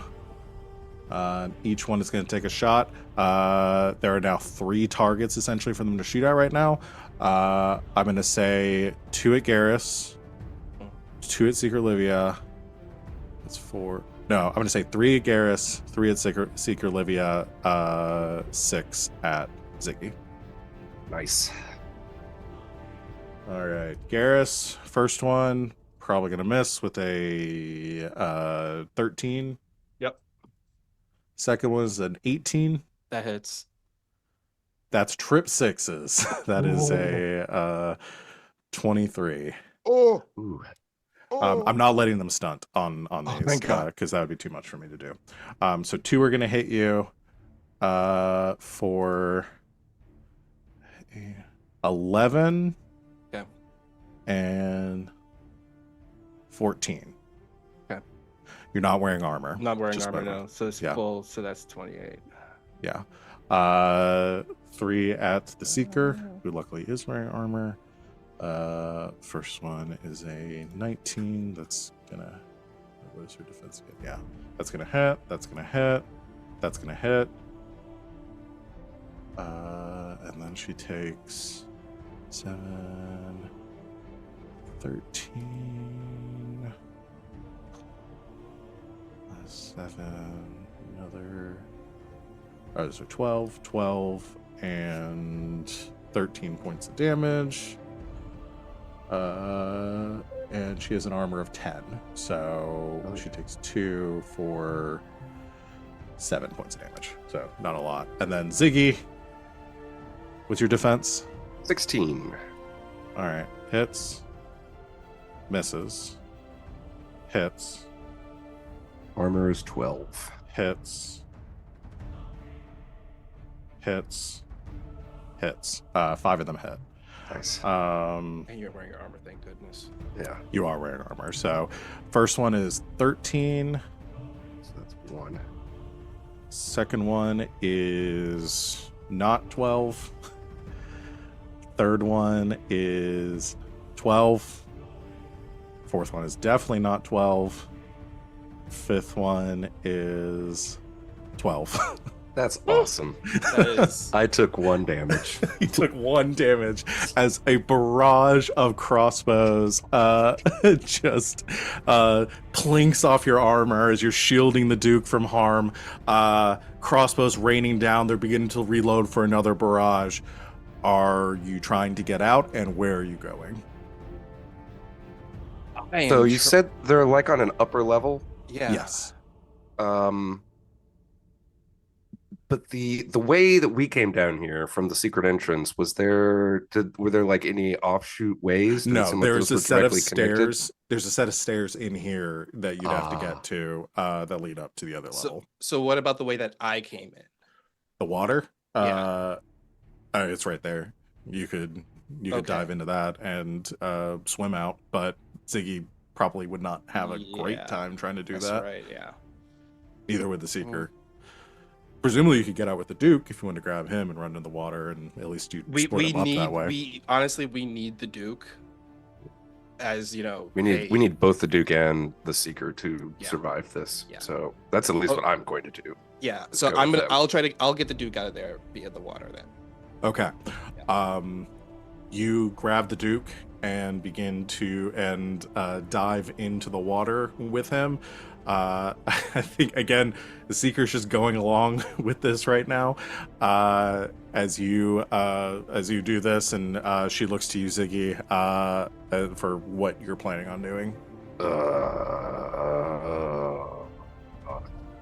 Well, how deep is the water? Probably pretty deep, probably like 30 feet or so. Okay. What is swimming? Is that like strength something? That is, yeah, I think there is. I literally have a focus in climbing. Is there God a swimming damn it. focus? there is. Wouldn't that? Oh, wouldn't it's that be strength, Constitution. It's Constitution swimming. Oh, okay. Gotta be able to hold your breath. Yeah. I'm gonna give you a -2 penalty Because of the armor. because of your armor, and the Seeker's gonna have the same thing. So she'll be rolling with a +3. Okay. Ziggy's going to turn to the Seeker, say, that fool is a sworn Grey Warden. He'll protect the Duke. We go out the front. She says, "All right," and she goes running towards the door while you do. Garas, you and the Duke dive into the water and begin swimming towards the gate. We'll say the crossbowmen are reloading. They fire another volley just as you go through the door, just against the door, and then sploosh, sploosh into the water. But you're able to get a vantage point where they can't hit you. You have enough cover from like the lip and everything else. So we will say that you are able to escape from this, but they're going to be close behind you as you make it out. Venehn, I know we had Venehn was going to be racing in, but it's going to be over, or at least they're not going to be Totally fighting. fine. So instead, in narrative, because you're able to use your major, minor actions to just book it, whereas they're reloading and they're heading down the steps, so they're going to be moving slower than you to get out. You get up the steps. Garas, you make it through the gate with like pushing the Duke forward. I will. I'll say, Garas, you and the Duke are able to like make it like through the water. You're kind of like through the gate, swimming down the canal. They will get a couple of shots on you. Some of them that turn and begin to fire down into the darkness of the water. They're gonna have a penalty for that. I'm gonna ask you: are you gonna try to take the hits for the Duke, or are you going to let him sink or swim? And you're saying like some of them are gonna try to shoot at me. It's not all of them. Yes, not all of them. I'm gonna say 6 are coming after you, 6 are going after Ziggy and Livia. Yeah. I gotta keep this guy alive. I have to. Okay. So it'd be 6 attacks against you. Again, I'm gonna give them a -2 penalty for their attacks, so they're only rolling with a Got it. +3 on these. But this will be the last round of attack for you because you're going to be able to get out of their line of sight unless they open the gate and come after you, and that will take a while. So first one is going to be a 15, Miss. 10, Miss. 16, Hit. 13, Miss. 16. Hit. That was 5. 15. Miss. So 2 hits. Yeah. All right. You take 5, 8, and 7. So you take a total of 15 points. Dope. As they fire, you keeping the Duke pushed ahead of you, feel like some bolts scraping over you. One of them hits you in the back. You're full bore mirroring this as you kind of hoist him to the side. The two of you climb up onto the lip, out like around the curve here where you are out of sight. And you begin to hear them shouting as they're beginning to try to work the gate, but it's going to take a bit I for just them to open have it. a Duke fireman carrying on my shoulders, just running as fast as I can. He says, "This is very you know what? Just keep Hot. doing what you're doing." Hot is the word you're looking for. Ziggy, you and the Seeker have run upstairs. I'm going to say, given the nature of the curve here, they're able to catch up and take shots at you. You reach the top of the stairs, and the Seeker turns towards the entrance, this like sliding door here, looks at it and just grabs it and goes to slam it shut. She says, she looks and says, "Get the table." That's actually exactly what I was thinking of doing too, because like Ziggy is not fast. So Yeah. even with their reloading, yeah, blocking that shit was absolutely my top priority. So yeah, make a strength might test Oh, to see how quickly you're able to do easy this. breezy. It's actually a pretty low roll, but that's a 15. I'll say 15 with the Seeker's help is plenty. You grab it, you slam it in place, kind of wedging it so this door can't like pop back out and slide out. Almost immediately as you do that, you hear like dun dun dun dun dun dun dun dun, dun, and you hear people being a pound in there. So you hear shouting, commotion as they realize the door has been barricaded from the outside. Sorry, we're closed for the evening. Have a good night. Let's go. And the two of you run. You head outside, exiting into the plaza here at the same time. Garas, you and the Duke are kind of like making your way through these canals and through this sewer system. So it's going to take a bit for you to get back up here. Assuming the Seeker turns to you, Ziggy, and says, "All right." She looks around for a horse. I'll say there's a carriage nearby that had to move, like Valmont's carriage is, fuck yes. is parked nearby. She says, "I'm going to head back and inform the Lord Seeker. Can you keep the Duke safe?" Yes, go. And she runs off, grabs the horse, slices the reins on it, climbs up on top, and begins to ride off. A few minutes pass, and I'll say at the same time, Garas, a very wet, soaking Garas, like climbing out of the canal, like through, you see the river, coming up the stairs on the river with the Duke next to him. And you hear the clacking of hooves as Venehn comes riding up to the front of the parlor you as just well. See Garas like just drop the Duke onto the ground and just wring out his clothes. Okay, we need a way out of here. Fast. Duke Fontaine, the pleasure. What do you need me to do? He picks up the Duke and puts him on the back of Venehn's horse. I can do like you put him on the horse. Bro, really, there's you. I'll I help him understand sit you- up. You're a duke right now and everything, but right now you really have no chance to complain about how we're treating you. Who are you people? Oh, we're the friends of Jenny.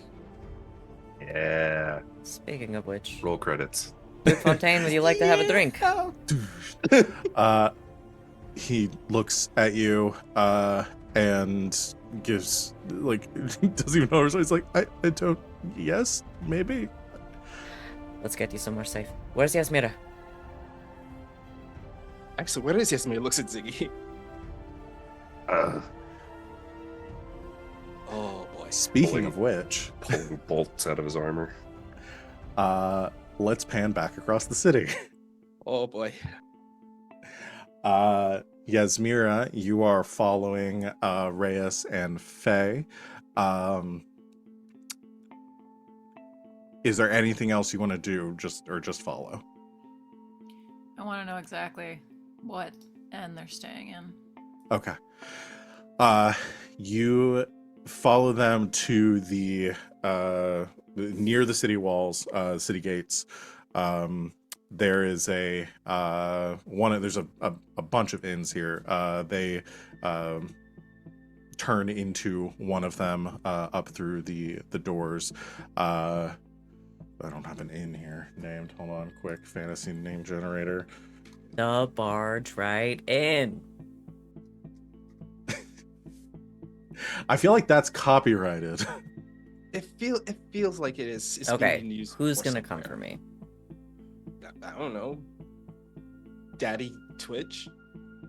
You think Daddy Twitch has the barge right in copyrighted? I don't know. Maybe they're trying to protect All right. I their- think Wizards of the Coast. Who might. would you bet on in a fight? Me or Jeff Bezos? We're gonna go with Yeah, the Silver you Harp. can take them. That's way better. Also, yeah, I can fucking take Jeff Bezos. Absolutely. Yeah. So you see them enter this inn.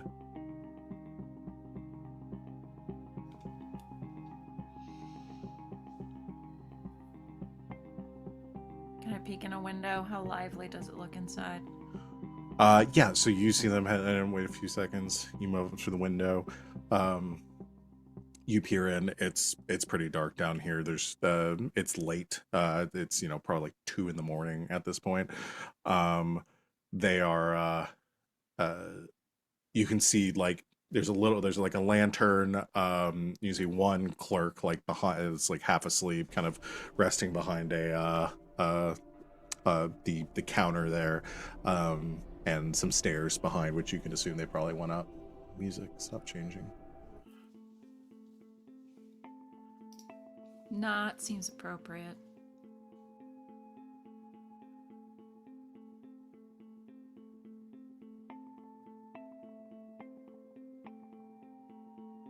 I'm going to set the building on fire.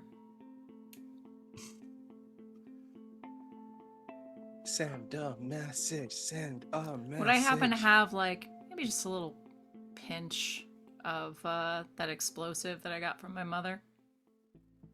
Okay, sure. Yep. Okay. You make a stealth check for me.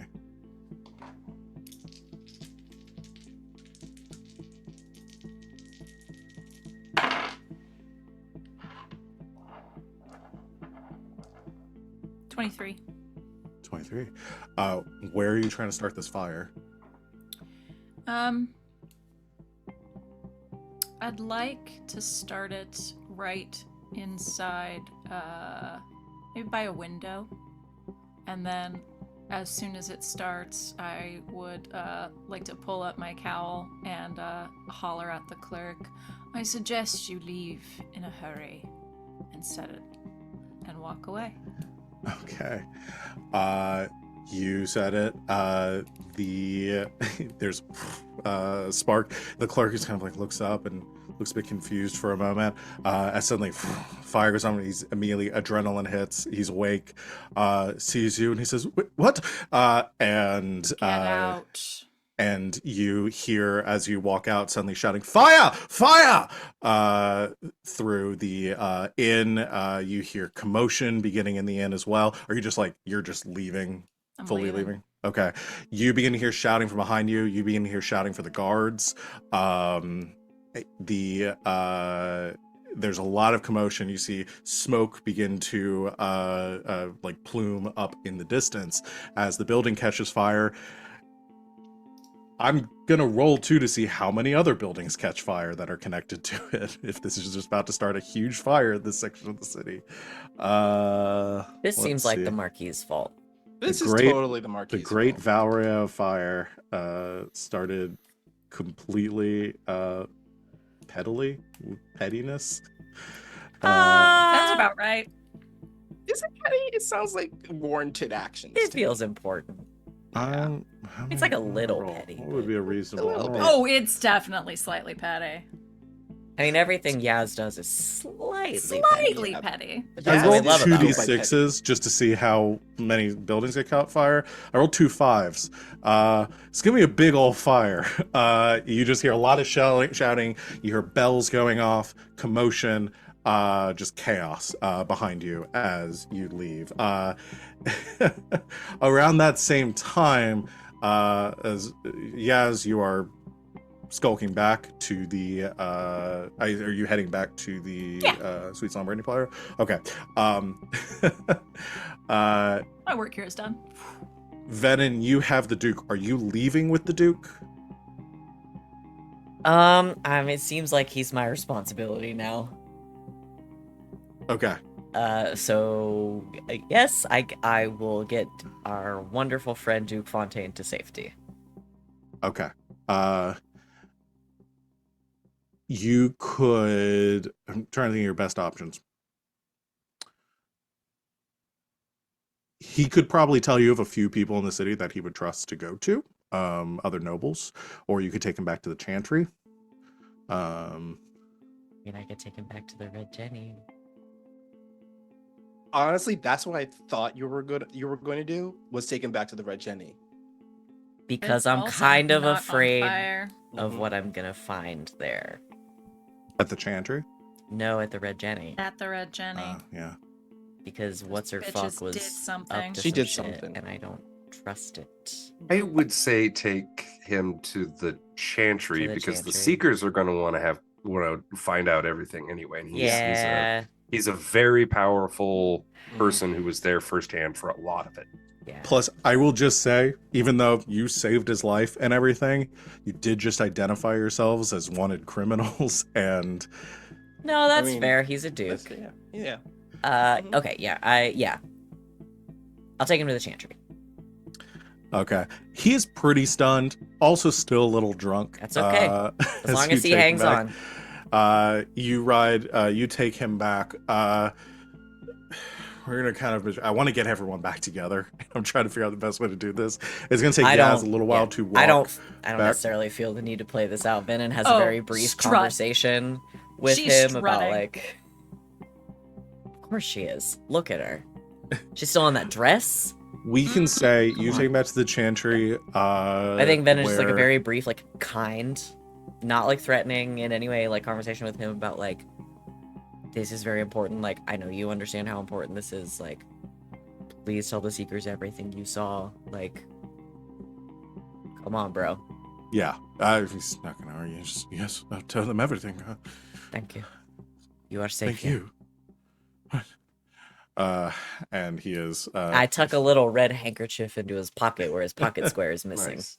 Got it. And you go riding back. I'll say at the same time Venn returns, Yasmera arrives as well, and y'all see a glow in the distance, plumes of smoke,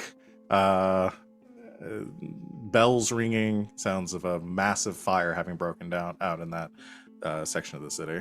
Well, you've been busy. Really? Oh, dang, was that you? Maybe. Oh my goodness, Yasmera, did you do your first arson? There's no way that was our first Certainly arson. not my first. Oh, okay, good, because that's some good shit over there, you know. That's like Okay. Compliments later, plan now. Okay, right. They plan to leave by dawn. I burnt down their inn, so hopefully that delays them a little bit. Or makes them leave now. They did something for Lady Richelieu this evening. What, I don't know. Funny, she didn't mention them.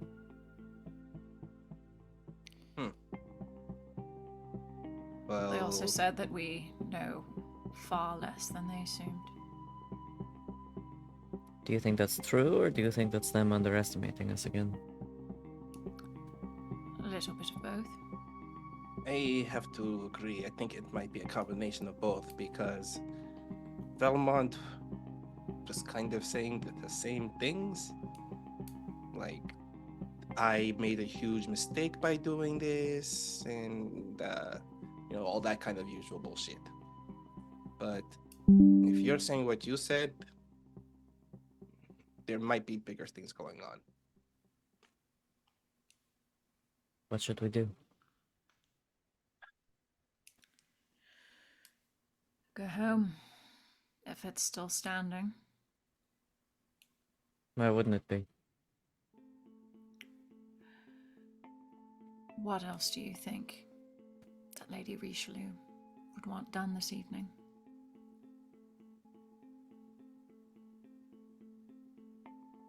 I'll ride ahead.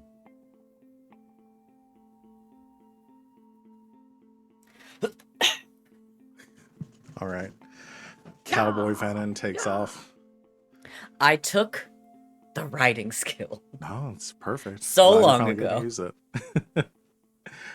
You wouldn't let me have a wyvern, so I'm compensating. Oh, okay, fair. You head off ahead. The others heading back on foot. You can begin to see at this point the sun beginning to peek over the horizon, the early hints of dawn. Venehn, you arrive heading through the hills back up towards the Red Jenny, which sits quiet, dark, as it would be at this time of the day. I don't trust it. I go tie up the horse a little ways away, because this is my horse now, I guess. Yeah. What's his name? I'll work on that. We've been through a lot. His name is Scorpion, and he's mine now. Mm-hmm. I'm gonna sneak. I'm gonna sneak into my own house. Okay, make a stealth check.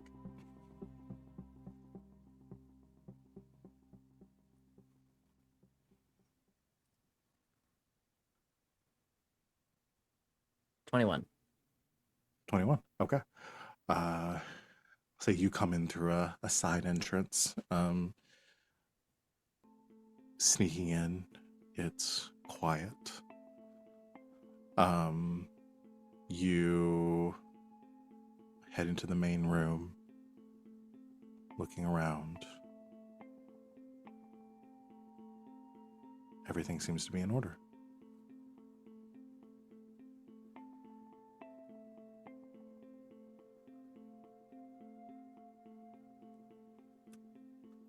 I'm gonna head back into the back hall where the kitchens and everything are.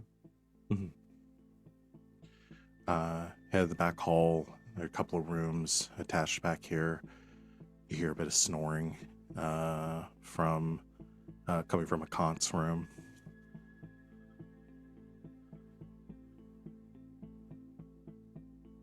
Make a perception test. Okay.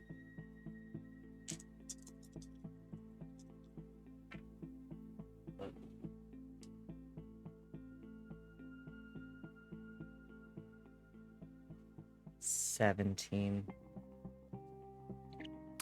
So you're heading to the back, looking through the kitchens, checking rooms.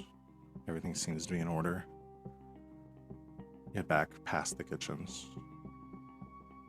Something catches your eye. the door heading down into the basement is open. Shit. Guess I'm gonna creep that way. You head down the steps, and you see in the basement the back wall that leads to your secret offices also open. I'm sneaking, not panicking. No, you sneak quietly back. Everything seems to be in place. I imagine y'all have a stash of many things down here. You head past, or the only other like room down here is the office that like Yasmera works out of, doing the real accounting and everything for the Red Jenny. That door is also open.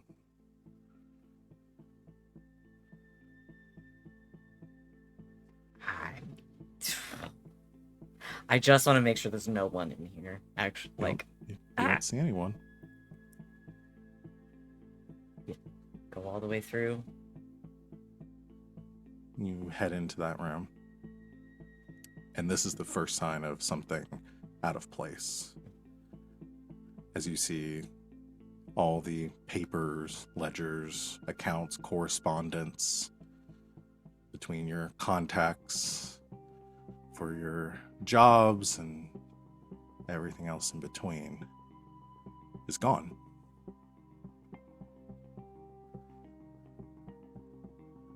And in the center of the desk is a dagger driven about 2 inches into the wood. Anything else? Nope. What's that dagger look like? You look at it. It's nothing like, there's no eye or anything. It's not the same. It doesn't look similar to like the one that Valmont had before. But you look at it. It looks to Vinter in origin. Otherwise unremarkable. That's remarkable enough. I'm gonna leave it. Leave everything as it is. I'm gonna do a quick sweep of the rest of the building. Mm-hmm. And then I'm gonna meet my friends outside. I would say about 30 or 45 minutes later, Yasmera, Garas, and Ziggy, you have made it back to the Red Jenny. You find Venehn standing on the front porch. Yes, I need to show you something.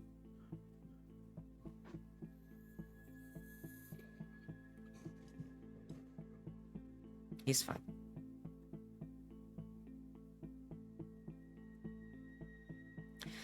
It's worse.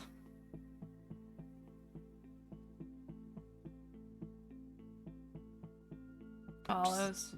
Just gonna show Yasmera what I found. Venen's not gonna move anything, not gonna touch anything. Yeah, you see the same thing as Venehn. The dagger's to Winter, I think.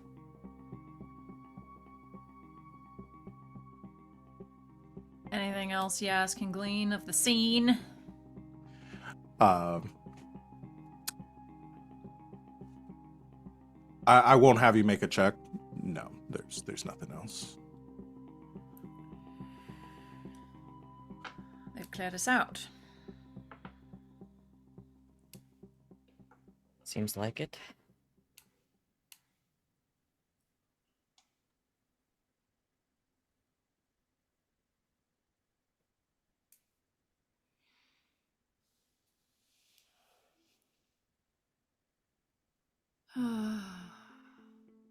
Should have just shot them. Whatever happens next, I think will be far more interesting.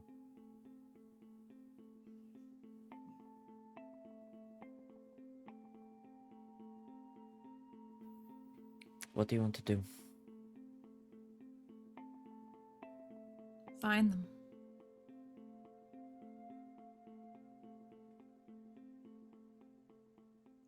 And Ziggy allowing. Put that dagger through their eyes. You've got my vote.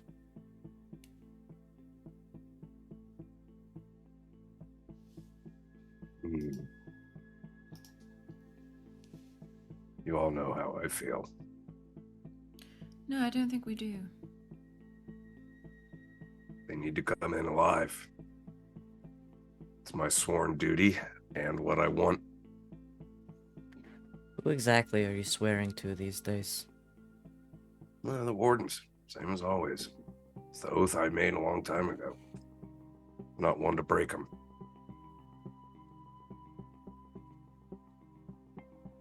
Ray and the rest, I love them. But they have to be responsible for what they've done. And I know that you lot like to bring that by yourself with your own hands, and that's fine. But in this case, alive. Unless you cannot. I'm not asking anyone to die for this. I owe no fealty to the wardens. That's fine. You don't have to. To me, the oaths are just really more like guidelines that I'm supposed to be following. not You rules. should be following them better. You're not his boss. I literally am his boss. I Frankly, don't think so. Ziggy, Yeah, at some point you're going to have to make a choice. I already have. Great. Then if we take them alive, you take them in, and your contract with us ends there. All right. Because you're splitting Sorry. yourself between two loves, and we'd love to have you here. But it's very clear where your priority actually lies. Well, it feels to me like I'm being forced to say I should want to kill them. No? And that's just not the case. I really like you guys. The time I've spent here has been great. I would love to continue that, but saying that I'm splitting my loyalties is a little harsh. I don't think it's harsh at all. I think it's just true. No one's forcing you to do anything. If you encounter them and want to take them in alive, by all means, none of us are going to stop you. You are the one telling us how to handle the situation. I said that's how I want to handle it. Let's look at it like this, Ziggy. When we encounter them, we'll bring them in alive. They are going to be bruised, they're going to be battered, but they will be alive.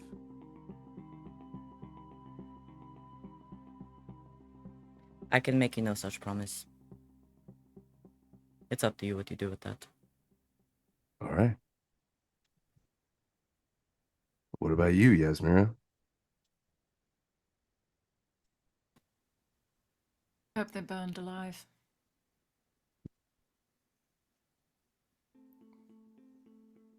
Excuse me, I have to tidy up my office. Yeah, I think I'm gonna head to bed. I've been on this leg a lot today. At that point, you all hear a noise from upstairs. Thump, thump, thump, thump, thump. Oy, what else? Stone's blood. I head I've got it. upstairs. Oh, okay. Perhaps not. Legitimate face.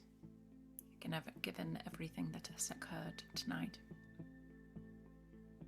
I've Fair got it. enough. Yasmera, you head upstairs. You head to the front doors. Opening them, you see a towering figure, silhouetted by the rising, the lighting sky in the distance. You immediately just kind of pushes in past you as soon as you open the door.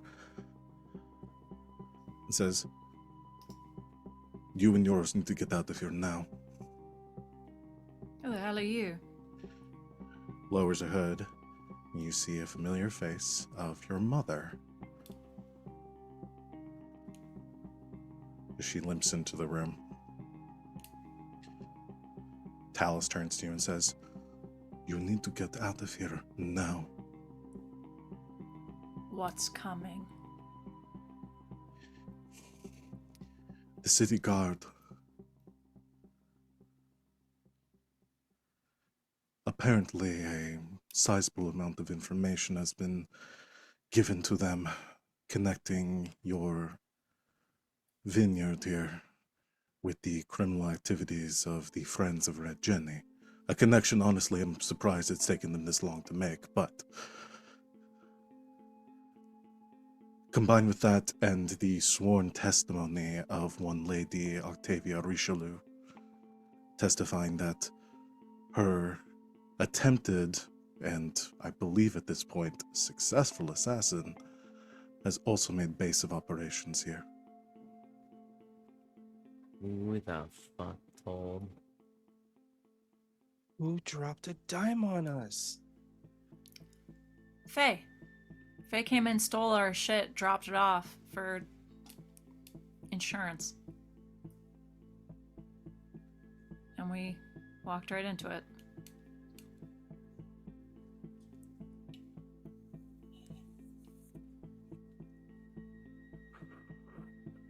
This by no means makes us even. No. But I figured I owed you at least this much. Get out now. They'll be here within the hour.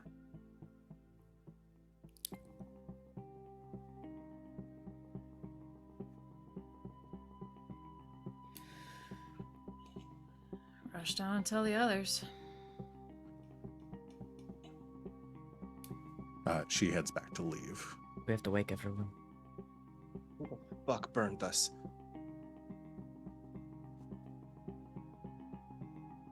Okay.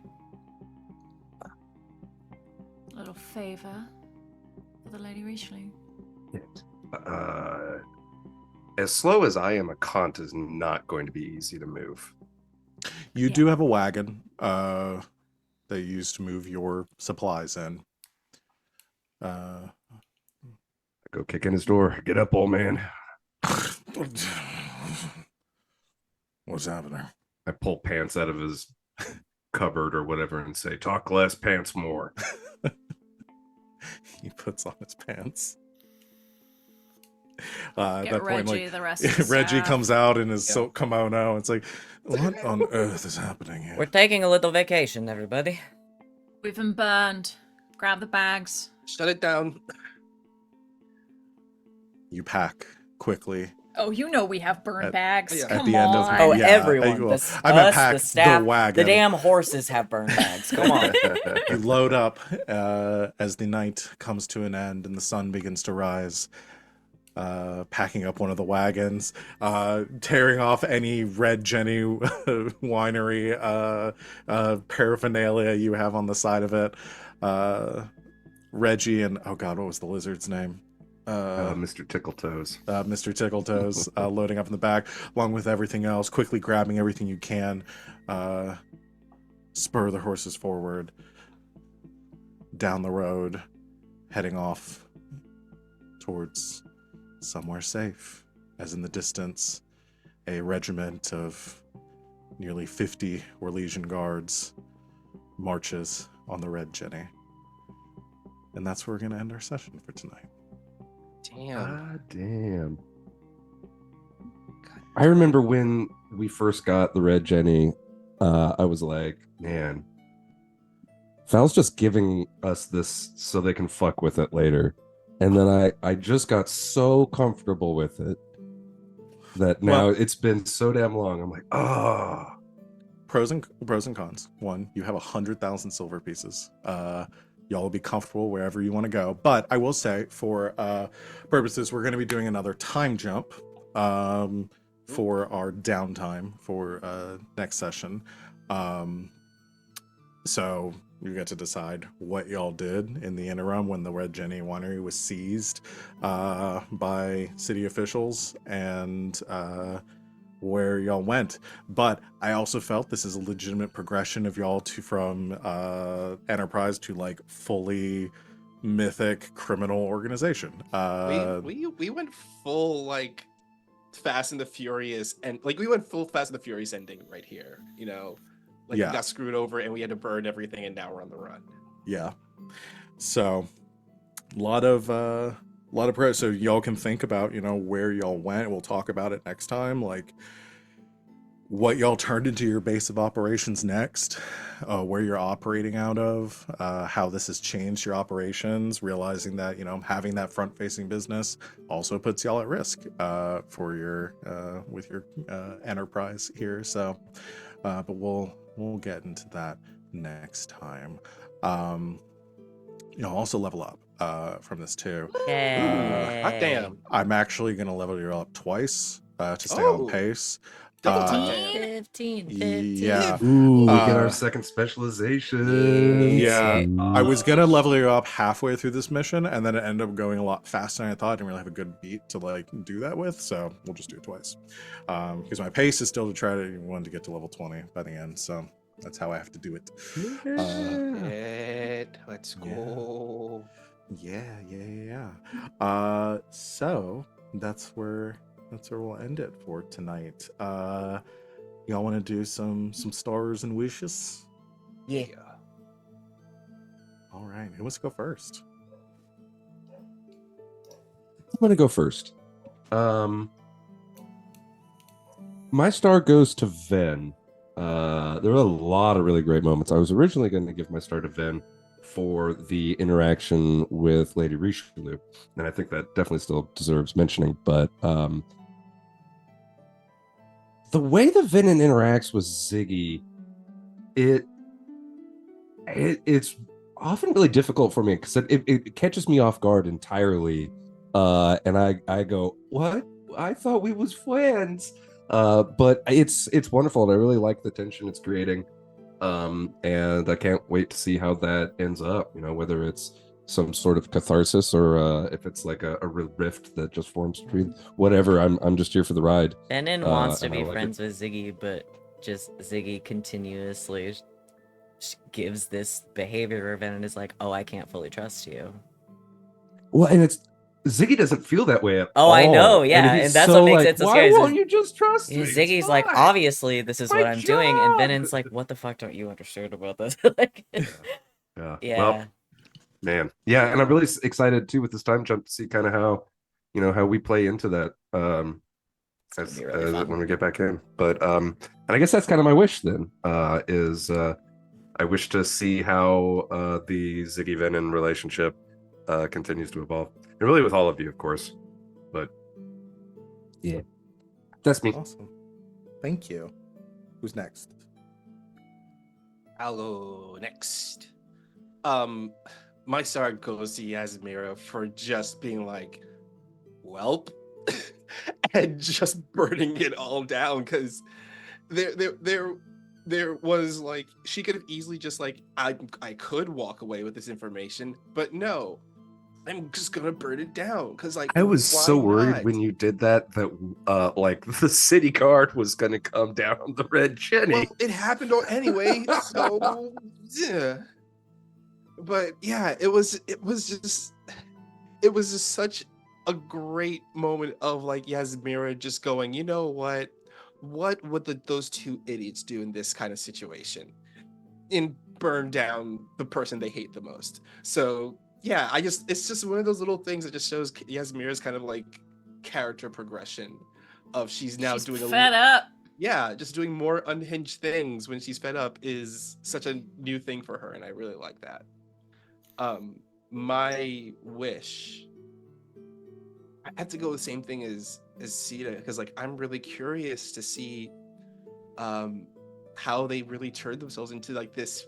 We're now like this mythical like criminal organization. We're no longer like a business anymore. No, we're basically like the Friends of Red Jenny are this group of people that's like, look, don't fuck with them. They will wreck your shit, you know?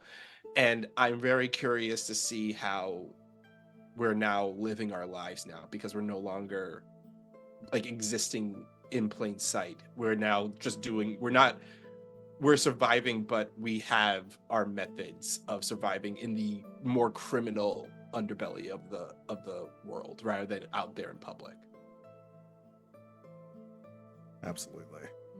Yeah, that's neat. Thank you, Ollie. Who's next? I'll go. Do it. My star is gonna go to Wally and Garas for the whole Valmont interaction. It was bound to happen, and the way it played out was wonderful. Very exciting. Loved it. Today was Revenge Day. It really was. Yeah, and it was great. It was great to watch so much stuff like sort of come to fruition all at once in different scenes. So really enjoyed that, and also obviously started Val because Val made that happen. So yeah. Good job, everybody. Everybody did great today. It was awesome. If I titled episodes, this one would be called Revengeance. Revengeance. I was gonna say it's Revenge Day on Tiny Toons. My wish. I got my wish. I mean, I didn't get a chance to do it today because I think it's going to be sort of in like all of the fallout and everything. But through all of the, and we talked about this briefly, Val, but like through all of the stuff with Lady Richelieu and like being poisoned and getting the sort of some of the memories back and everything about the arm and her mentioning his family, meaning his clan and everything, like Venenn's never actually unbound his arm to see if she really has as much pull over it as she said she did. And he killed her and it didn't fall off, so might as Good well. sign. But yeah, there's definitely some threads there to pull. So trust me, next week I will be pulling them. It's less of a wish and more of a warning. Okay, gotcha. This sounds like a threat. This really did sound like a threat. It's a warning. All right.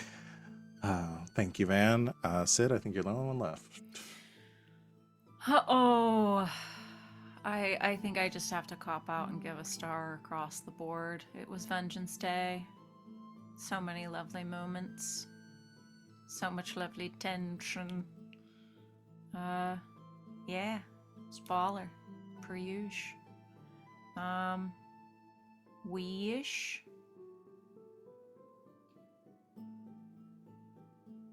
I don't know, y'all. I'm a little kerfuffled right now. A lot of things going on in the brain. We'll see what happens.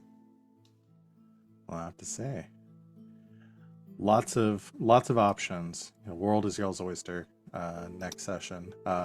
So, alrighty. Well, that is gonna be it for us, y'all. Thank you everyone out there for watching. I believe we'll be back in 1 week to continue playing. So join us in the meantime this coming Wednesday for the next episode of Neon Souls. Playing Star Wars 5th Edition, 8 o'clock Eastern Time. And then everything else throughout the week, back on Sunday or Saturday for our double header. So yeah. Thank you as always to my lovely players for making this game an absolute blast to run, and thank you everyone out there for watching. We will see you in 1 week, and until next time, good game and good night, internet.